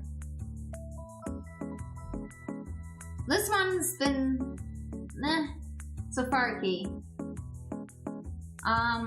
Yeah, power fantasy didn't take it anywhere interesting, so yeah. This one so far been cute. I became a level 999 Demon Queen. It's not exactly as the title says, but it's pretty cute. I read that, but I kind of dropped it. I want to get reading into this because I dropped it in the very beginning because it felt like it was too comedy for a topic that could be explored in a more serious way. Villain with a crush, as I'm talking about. It's your Boku no Hero Academia kind of thing. But at the same time, I'm like, so like, maybe I'll get to read it later. I did read this one for a while. It has some interesting topics, but I kind of ended up dropping it before the romance started. Go Away Romeo has a really interesting idea behind it. So to spoil you guys, I mean, story, basically the cousin of Juliet was seeing Romeo. Romeo was two-timing, and the cousin of Juliet, she got pregnant and she had a kid. Except Romeo by then was already basically with Juliet, and they, you know, they had a successful elopement where they pretended to be dead. But actually there's like a subplot where it's supposed to be like a political manipulation of everything that's happening in Verona. But you're looking at it from the perspective of a single mother trying to survive and create a place where her child is in a good position. Yes. Yeah. I kind of didn't read that. I have no idea what this is. This one, I kind of misjudged it. I later on looked into some later chapters of it. It's pretty damn good. Like if you like political machinations, plot within a plot within a plot, and like politically savvy characters and stuff, this could be a thing. Also like with strong female protagonists. And this is one thing that I really don't like about a lot of romance webtoons that do have more to their plot than just romance. That oftentimes they pit two women against each other, and sometimes just like the other woman is always this absolutely psychotic but otherwise dumb bitch. And at some point that's boring. That's really boring, okay? I want competent women against competent women. Competent women realize that they don't need to fight over a fucking asshole. And they just ally themselves together and shit.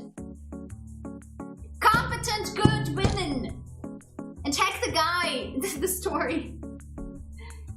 This one is a fairly famous one. I did read it for a while, but I kinda lost it. Oh, I should totally get back to this one. City of Blank is a pretty interesting one. I don't even know how to describe it because you need to tell the entire lore around it, but it's pretty good. It's pretty good. Like a 7 out of 10. I think is a fair ranking.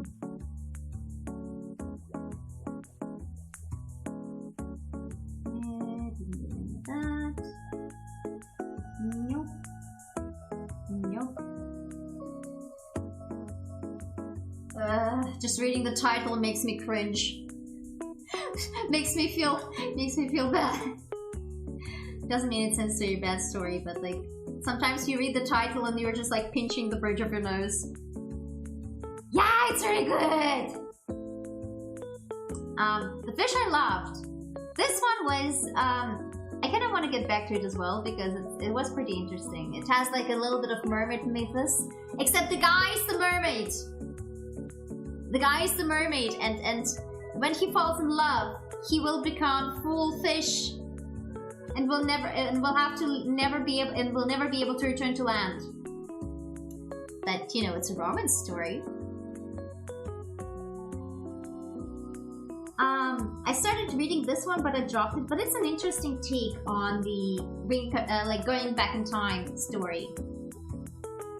Because the girl that goes back in time is not even that smart, and she slowly realized that maybe maybe a lot of things that she achieved, she was just being manipulated and was the other person who was doing that. And maybe that person who was manipulating her didn't have the best intentions for her, and maybe she can do better this time around. But I kind of dropped it because I felt like it was dragging me a little bit. But it's a refreshing concept where the girl that goes back in time is not this super smart know-it-all. She tries to act that way but she's pretty quickly disproven.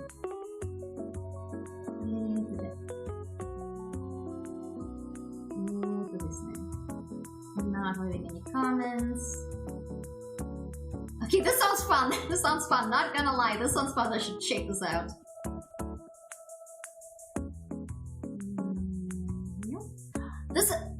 This is a guilty pleasure fanfic. It's a time travel story also. Hi, hope you have a great dinner, Kenji. The absolute sword sense. The guy is overpowered. He gets overpowered eventually, not at the start, but he's really a smooth liar, and it's. I mean, those are here with me. Where is it? Maybe I could check that out. But yeah, it's more of a guilty pleasure, kind of.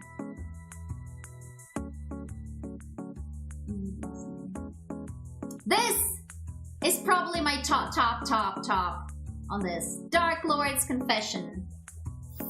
Fucking love it. The season just ended. It's sadness. It's sadness. Did it just end? I know it was open the end. Nope. No, I think. No, wait. I think. No. And the art is gorgeous. The outfits are gorgeous. It starts super goofy in the first chapter because of a premise, but it gets really serious and it's so good. I love it. Also, gays! Yes. But the start is very goofy. This one could be interesting because it's like retired magical girl depression. That was the start of the first chapter that I read. Hi. I mean, hi. Hi, Rubik's Connery. How are you? Are you doing great? But yeah. My first impression of the first chapter of this one was retired magical girl depression. This one I clicked through a few chapters, not sure. Silent screams, trauma, abuse, mental anguish, and yet I'm not reading it. Have a good lurk, lurker. Thank you.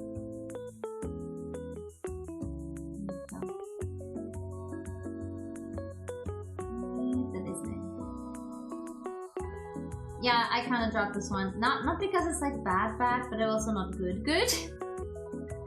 I hear this one is good, and I tried reading it, but I kind of stopped at some point. I need to recharge my battery to continue this one.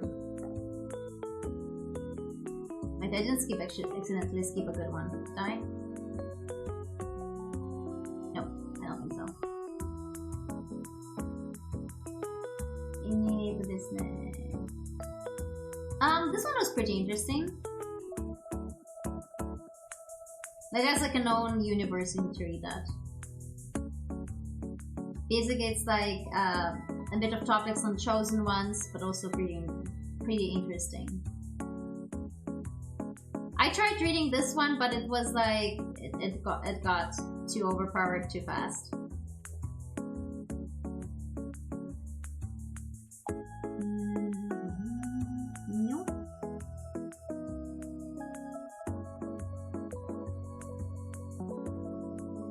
Where's this one that I've been reading recently? It's been so really good. I want to know who the authors of this one are because like it feels like a very particular type of storytelling. Who's the author of this one? Because I read like one chapter. Nope. Doesn't say anything to me.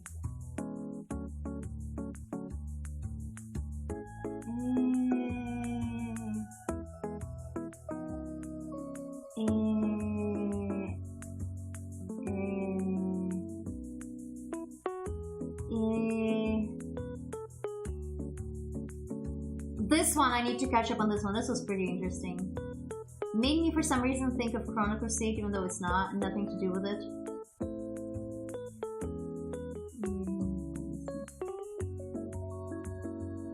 There's some other good ones that aren't so popular, but where are they? Where can I find them? Are they lower even? Need some ending.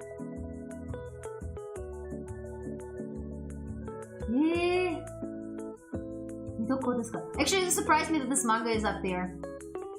I started reading it, but I haven't gotten far yet. No, where's the best?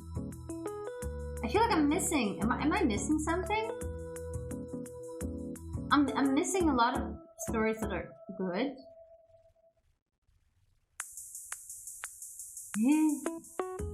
Do not kill the dragon.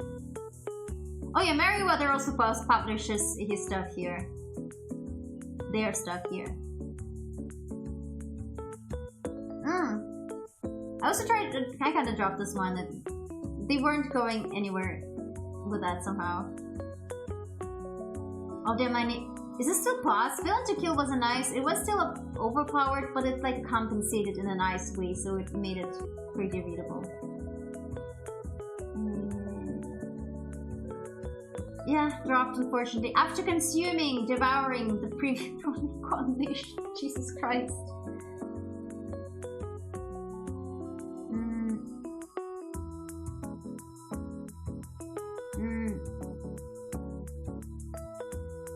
I feel like I'm missing stuff. Where's all the other stuff? Oh, this one has been on break for a while, but it's been really...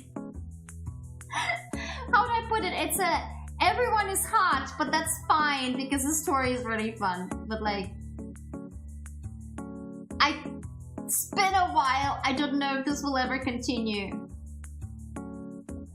It's basically a princess doesn't like it that she's not gonna become the next, that she's not the next in line.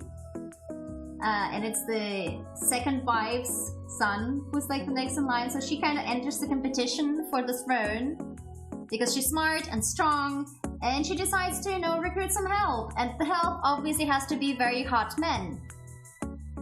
And she's explicit about it, okay? She's not like, oh, I accidentally stumbled upon this very smart, hot man. No, I hear this guy is super hot and smart and strong. I'm gonna recruit him.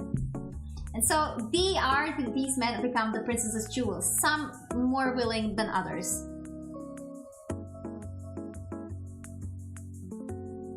Yeah, here's the thing. I tried reading the third part of The Breaker, and I really couldn't get into the new protagonist that they added to it. And I just felt like, I don't like this kid. He's annoying. I don't like him. Why do I have to follow him? Why can't I follow Shiwoo's adventures? I came to the new Breaker season to read about Shiwoo, not about this new guy. What's his face?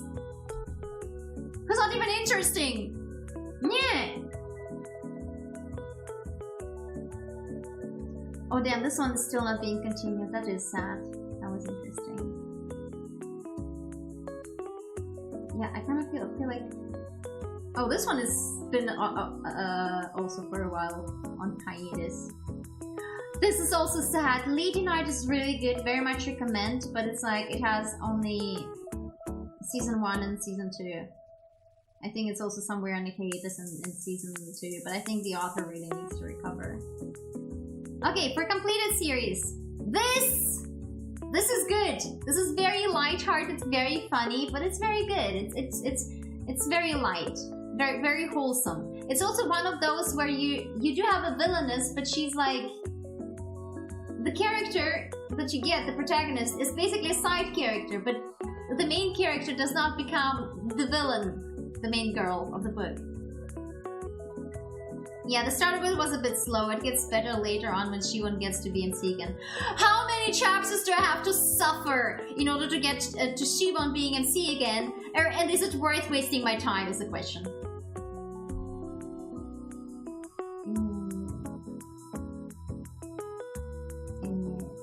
Oh, this one was so good! This was so good. It's like action.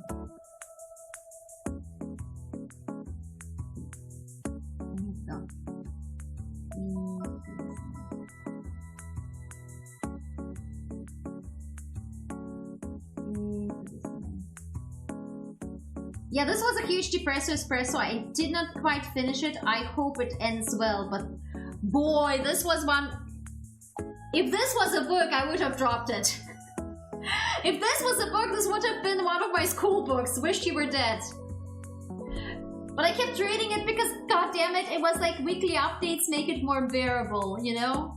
And you still want things to work out, but god damn it, this is a full-on depressor espresso. Read at your own discretion.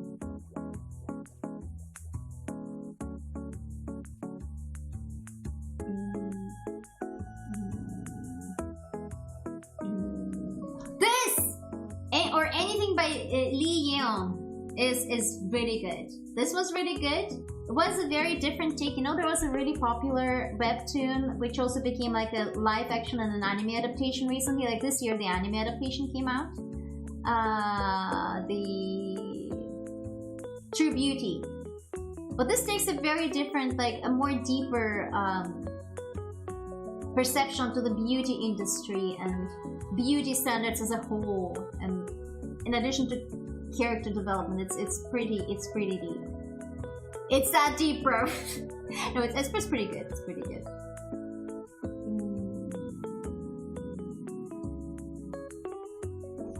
Okay, I am. No, where's this thing? It's not Monster. What was it called? There's like a story that's been recently good, like really, really good. I don't know where. I'll find it. I don't know why I can't find it. I thought it was by. Maybe it's for the same author as this. The art style looks a little bit similar. Yes, this is good. Oh, it's on canvas. That's why I didn't show it. The Beast of Haddingly Hill is so good. Oh my god. Take that dip, bruv. It kind of lets me think of Harriet's Run the Show. Never heard about that one, but this one is really good. I didn't know it was on the canvas instead of webtoon. I don't know how I stumbled into it. It was really good. This again by Lyria on Surviving Romance. That story is even bigger. I don't want to spoil you guys, but basically it's a girl. She lands into this novel where basically it's her and she's being bullied and she's gonna end up with a protagonist, and she's been like enduring this to finally arrive at the chapter where he's gonna confess his love and she's gonna have the happily ever after, except suddenly zombies attack, which was not in the book. And then every time she dies, she gets a reset. Imagine the suffering. Imagine the suffering, guys. And it really deconstructs a lot of that, and it becomes really interesting. It was that good. Reading it while it was coming out, it was damn. I got goosebumps for the final chapters. That was that good. This one, Surviving Romance. It's not romance. It's horror. It truly is. There is no romance. The romance is a lie.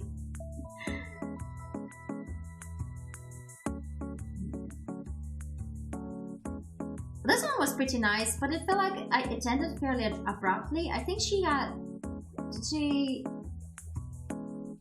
they ever finish the arc? I don't remember. I feel like it ended a little bit too abruptly. I don't remember. I think they were like, you know... Laifu is laifu. Sometimes you don't get... A lot of times you don't get finished stories. So appreciate when stories do get finished. Probably my entire hi, how's your day been? My day been great. I've been a little bit EP because I didn't sleep well the past few days because I was too busy reading fanfiction. This one was really wholesome forever after. It's like there's really a great character growth, great character development, great storytelling, very much great.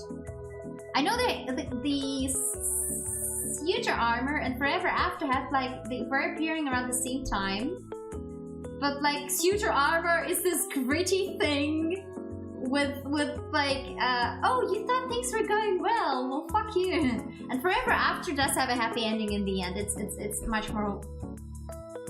I don't want to say that Future Armor isn't wholesome, but Future Armor is pretty fucking dark. Well, I suppose there's darker things like Berserk, but what are you looking at? This is webtoons. I thought people could tell me we could read one chapter of what the viewers speak, but right now we're going over shit that I read and I recommend. I think I'm mostly through with things that I've finished. I never finished this one, but it was pretty solid for an action.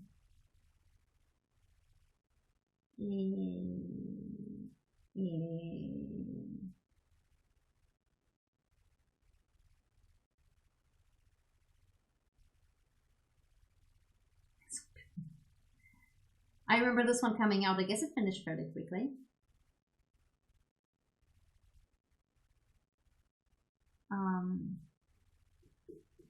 Oh, this looks like a classical shoujo girl with pink hair, except she has blood all over her face. Oh, that's, wait, you mean Infinity finished?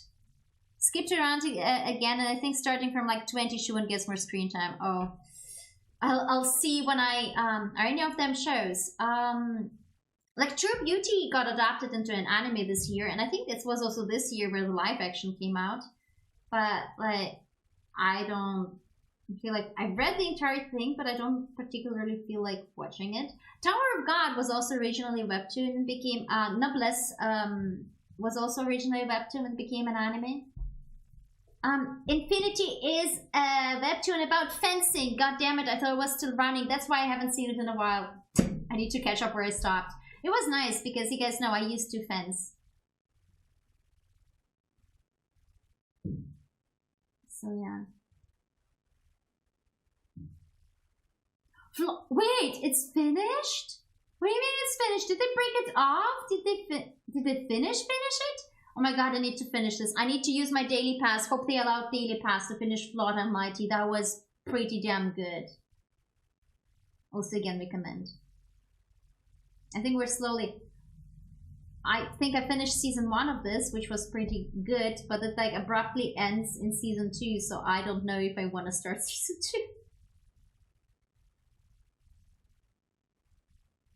2. And I think I'm mostly through the things that I actually read myself.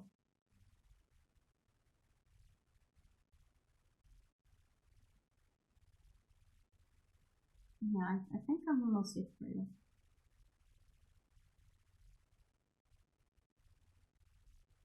Yeah, nothing jumps. I think nothing comes to mind either. Oh, this one. This was such a... You were handed over a feeling you're about to read an epic. And then they said, oh, we're finishing it up after season 1. We're not going to continue the story. But this is what happens. And but 3 is at chapter 100 now, but on hiatus for quite a while already. Well, understandable. I think it's pretty hard to keep up. Oh, guys, do you know that Lyria, the guild with Ruru and Rio and Teru, they also have a webtoon on this. I don't know why I didn't see it, but it exists. There's one chapter of it. Oh, wait, did they adapt the entire thing? I need to double check it, but I guess it's gonna be behind a paywall. Some things they are for free while you read them while they're being updated, and some things immediately come on it, and you get like 5 chapters, and then it's basically just paywall. I did try reading this. It was pretty okay concept. Basically, it's a girl that's been alive since Neolithic period, but it didn't get further. Oh, High League.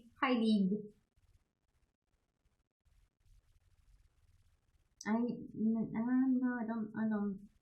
This was, I buy a book. Please write a book. Ever Fallen was so good. It was such a nice fantasy thing. It's exactly that kind of fantasy that I would absolutely love to read as a book.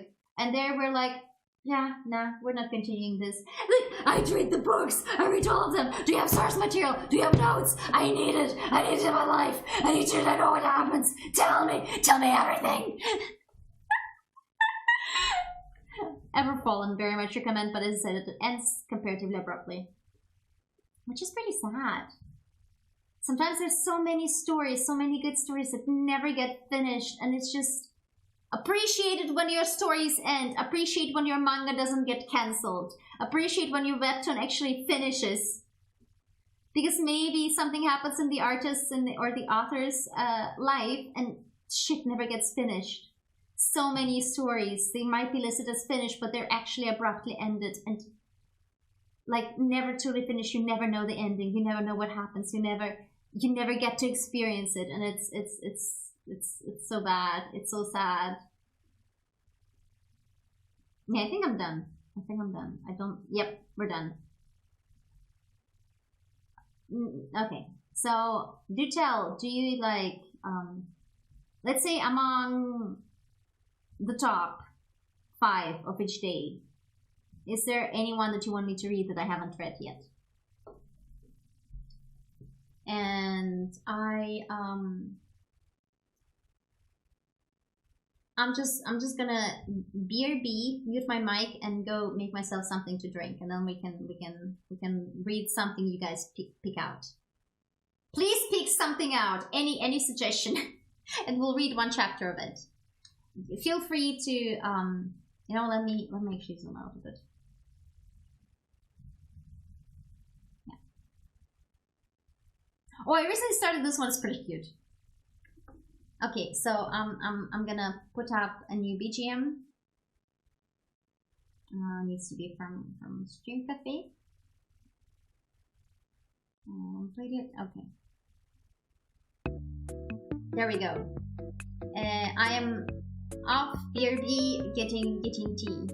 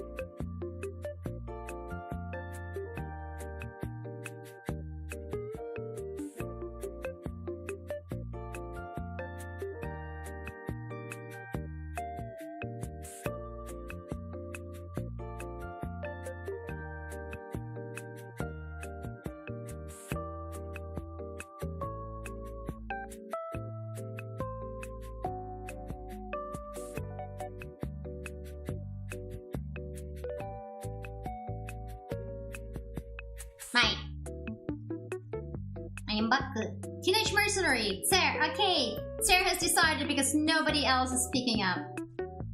Nobody else is speaking up, so that is what we'll be doing. Hello, teenage mercenary. Oh, okay. Episode 1. Can I? First episode. Let's go. Yeah, I'm back. Yeah. I love how the iPhone detected me coming inside the room immediately. Okay, that's some gorgeous. Okay, thing. So it's set in a modern, maybe post-apocalyptic era. Some things have turned out this way, Professor. Oh no.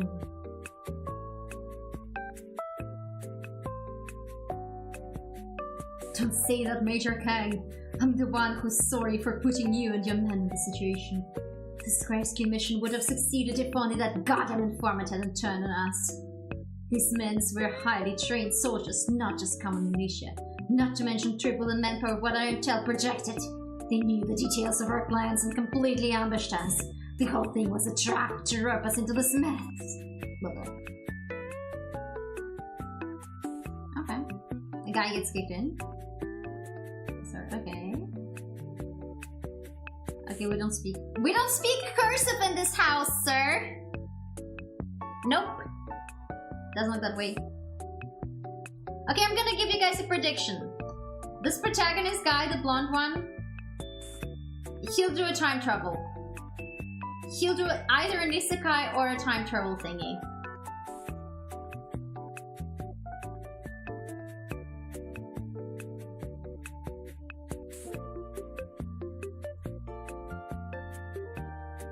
Damn it! That bastard is playing us like pawns. Major Kang, are you alright? I'm fine. How are the rest of the men? I don't know. We were all taken somewhere. Okay. Naked chest dude staring at us. Detective Connellville, I know, right? What now? Are you Major Ham-chan Kang? Oh no, that's the teenage then. He has a smaller frame, so has to be Korean for you. He doesn't sound quite fluent, but he definitely just spoke Korean. I came for you. Yeah, that's the guy. Look at him. He has bangs. He has bangs over his hair, and it looks very fair-colored.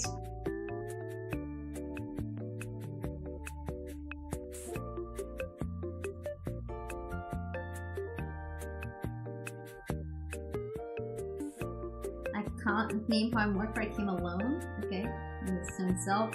And undetected that. Oh, so the other guy is just there to showcase how amazing the protagonist is.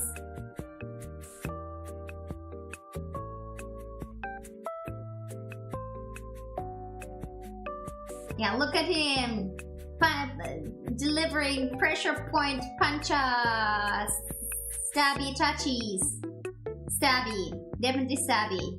Definitely stabby. Very, very stabby.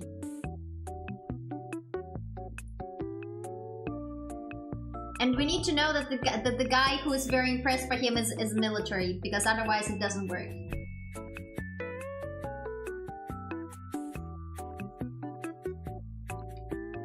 Okay, use your rifles unless it's necessary. Okay. Don't get in his way. Strong protagonist, dude. Da.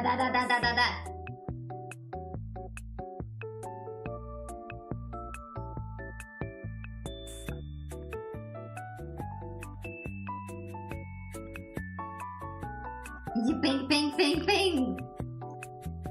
Ka-chung! Scuttle! Gun. What a beast. He's not a fan of guns. Me neither. I like stabbies. These actors are too reckless for some typical military soldier. Snoop, hold. We wait here. 1 minute. What for? The rest of you guys have failed to take their weak state into account. No matter the circumstances, I should have kept notice of that. Which means he was calculating all of that this whole time. He has black eyes, and he speaks good Korean, even though it's not quite perfect. Are you Korean? Did I get you? Time to move. Oh look, it's the rest of his men, and they're happy to see him, and it's all in the field. It's very idyllic. Fuji Kondu! Otsukare on survival. My platoon, but they were all taken somewhere else. How did you all get here? This man got us all out. He told us to wait here for a while, and now he's come back with you. I stop here. Continue southwest, and someone will be waiting for you. Thank you. No need. I'm just carrying out a commission. A mercenary, like I figured. Even if it's just another job for you, I still want to thank you for your help. Whatever your reason was, you still saved me and my men. Oh no! Oh no!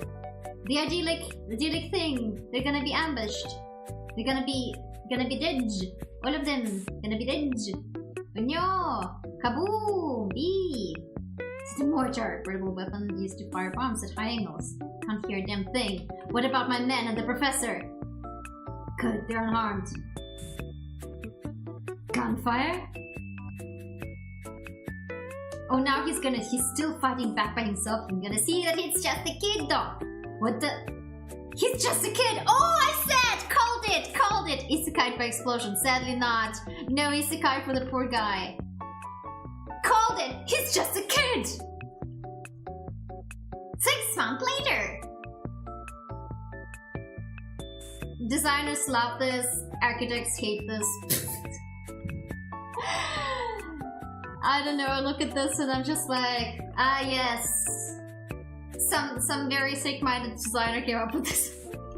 I don't know. It's not like I hate these buildings, but I kind of also really don't like them. Nice up here, everyone. Oh my god, he's hot! Who the hell is this bitch? We have a new student join us today. Oh, it's a mercenary guy. He's having a mission in school. That's how you know the story.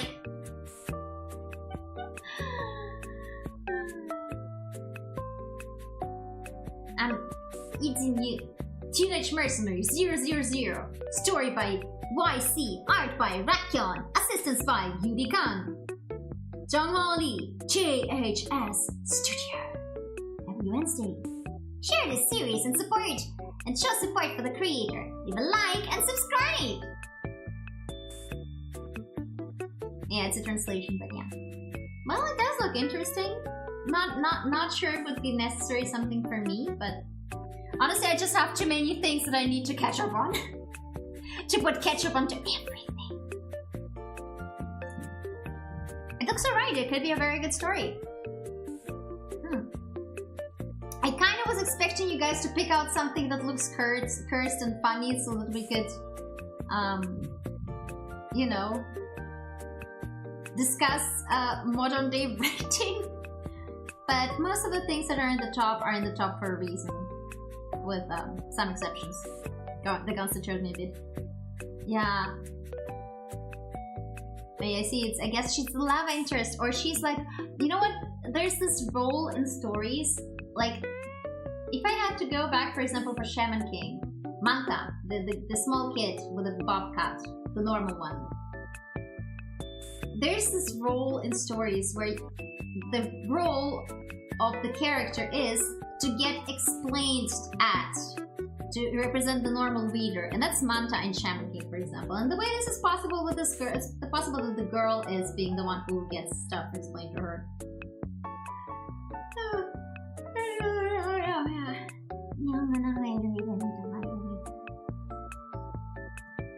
Yeah. I guess you guys don't want to read anything first.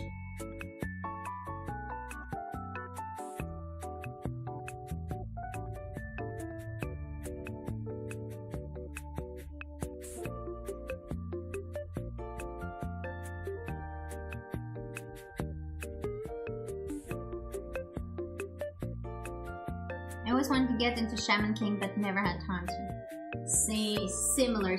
I mean, I finished the story, but I have a dislike towards like next gen stories. Like, move on. You finish the story. I think you check other Yap pics that I had otherwise. I mean, it's been a nice 3-hour Yap sessions. Not bad, not bad.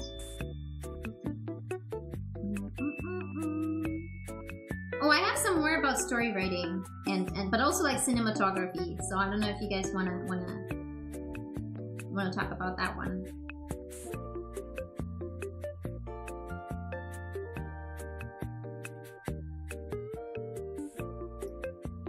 And that was about roles of masculinity and femininity in cinema. And there was something that was on my mind about Star Wars for a while. Well, let's go back to just chatting.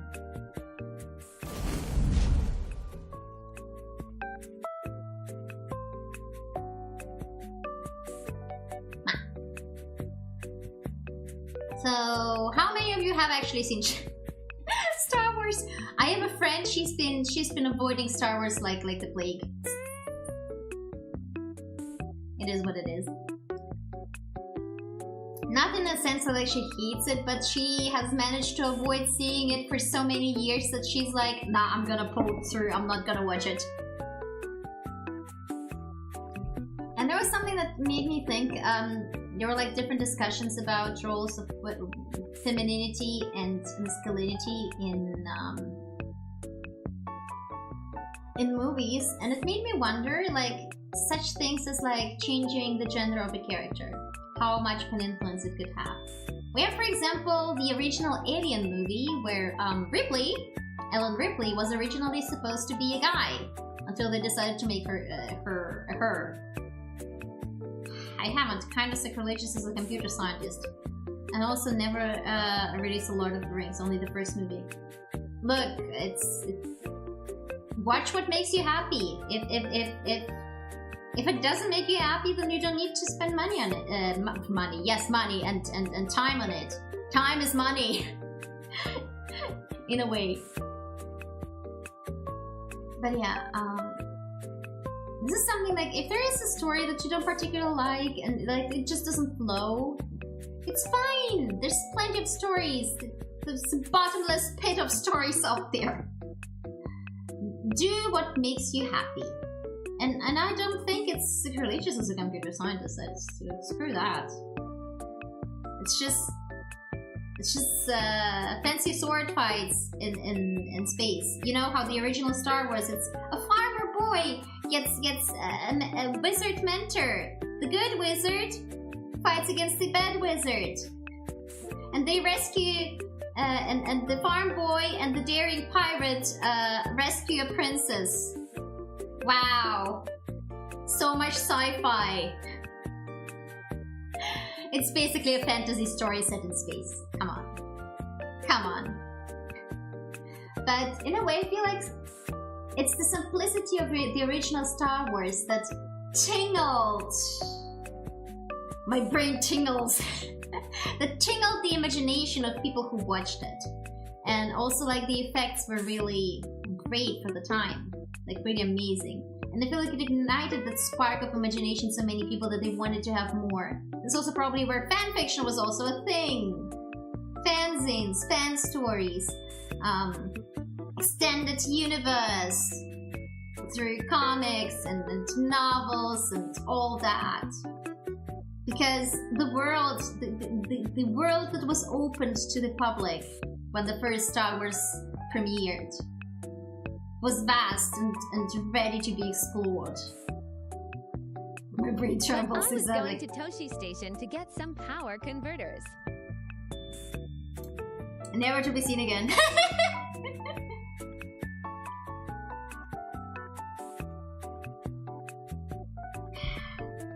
Thank you for that, Bats. And what I was actually thinking about in connection to the way men and women are portrayed in cinema, and in particular in Western cinema, it made me wonder, like, you know how I said, like, the famous story behind Alien is that Ripley was supposed to be a man, but like, do you notice any of it in the writing that Ripley was supposed to be a man in the story? No, not really. A long time ago, in a universe far, far away. Yeah. Da da da da da da da da da da da da da.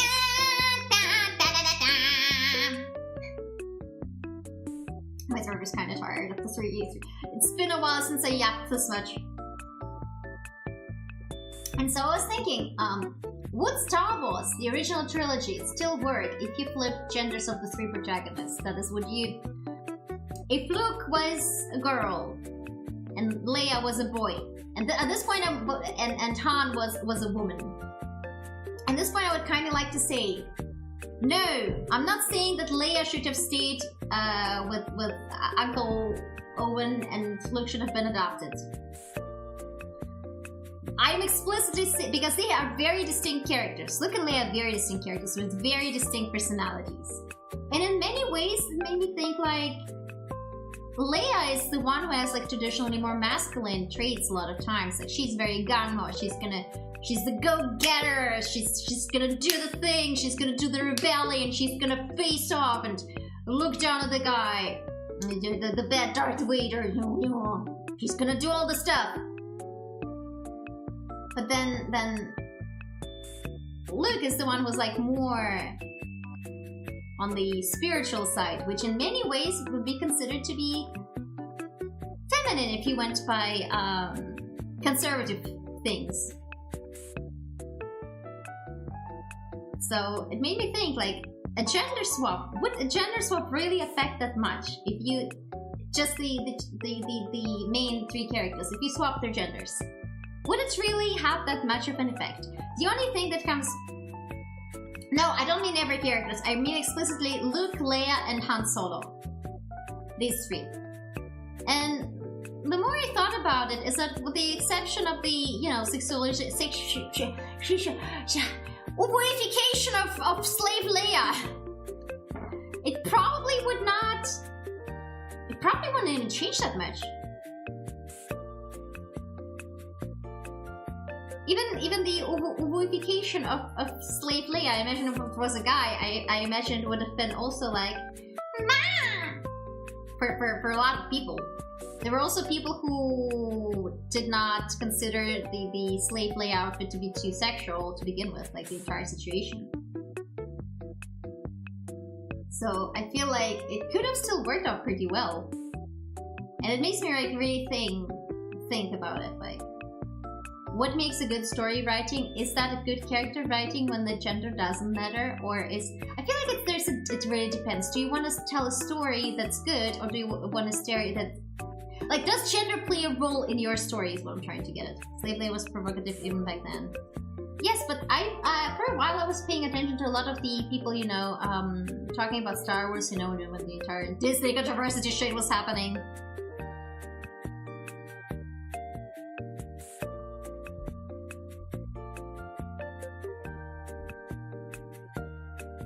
And I feel like the entire strangulation of Jabba the Hutt was very much of a... How do I put it? Female empowerment?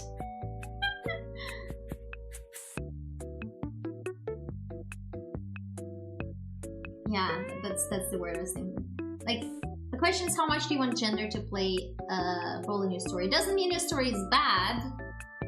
There are very much gendered issues which can be told in very interesting stories and play a role. But sometimes you have stories which are like so universally good that you could swap the genders around and the characters would still work. And I find that interesting. I am pretty, should I say, disenchanted with Disney. Have been for a while now. There isn't really much I'm looking forward to. I'm not really looking forward to Moana 2. Even if Sui-chan is supposedly voicing a role there, I suppose I would check the... I'm sure somebody will post a clip of the show where Sui-chan shows up as the voice actress in Moana 2, but like, I don't think there's anything that I'm really looking forward to. Yeah, agreed. Oh yeah, that was the other topic that kind of followed similar vein of we were talking about.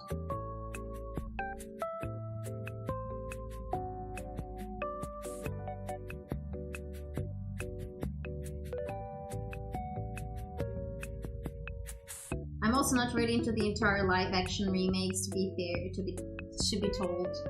I have not watched the Aladdin live-action remake, but a lot of criticism towards it made me rewatch the old movie and to really look towards the things that were criticized in the live-action remake, and it made me appreciate the movie even more because there's so much, like, there's so much storytelling happening visually.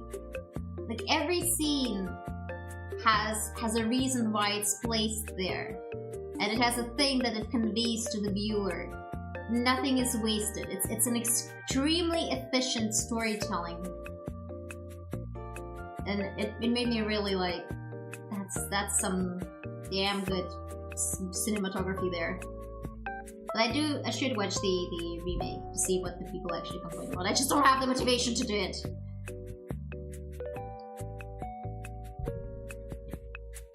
Lurker. People love to complain. You heard me complain at the start of the stream. You heard me complain later. People love to complain. People will always complain. It's just complain about what bothers you. It's valid sometimes, but sometimes complaining gets too much. So remove yourself from the space where it's too much and rest from it. Absolute cinema. Such as uninstall Twitter. Yeah.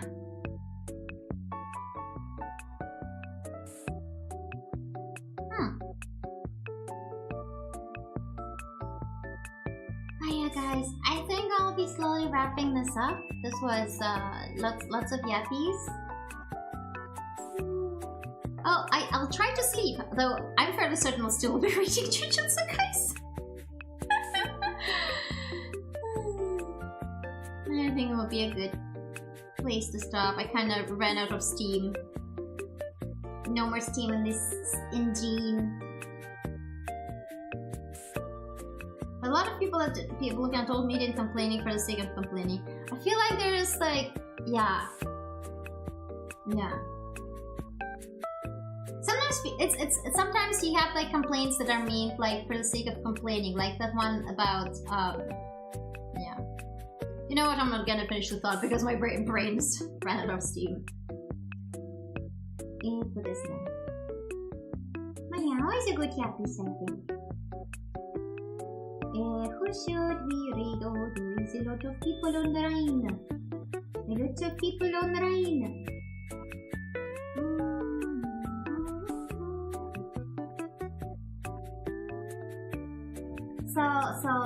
So we have Shania who is streaming Infinity Nikki, and I did wanna check it out.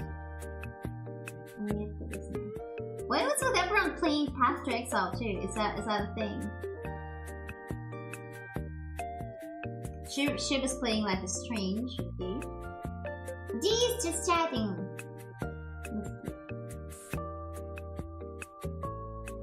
You know what? Sure.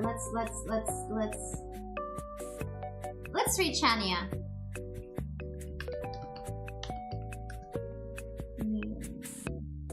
And about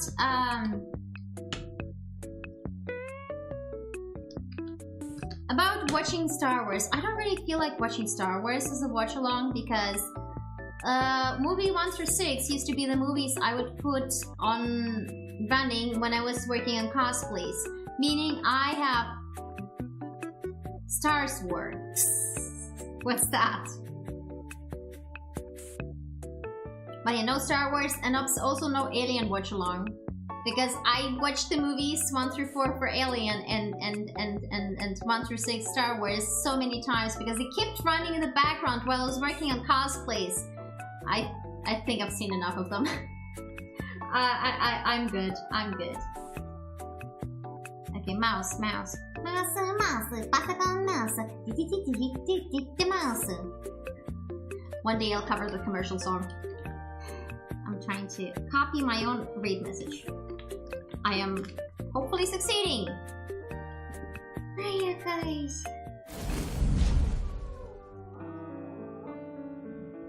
Be good Tomonyans. Make sure you get some sleep, unlike this silly Dwago. There's no subread. I disabled that one because I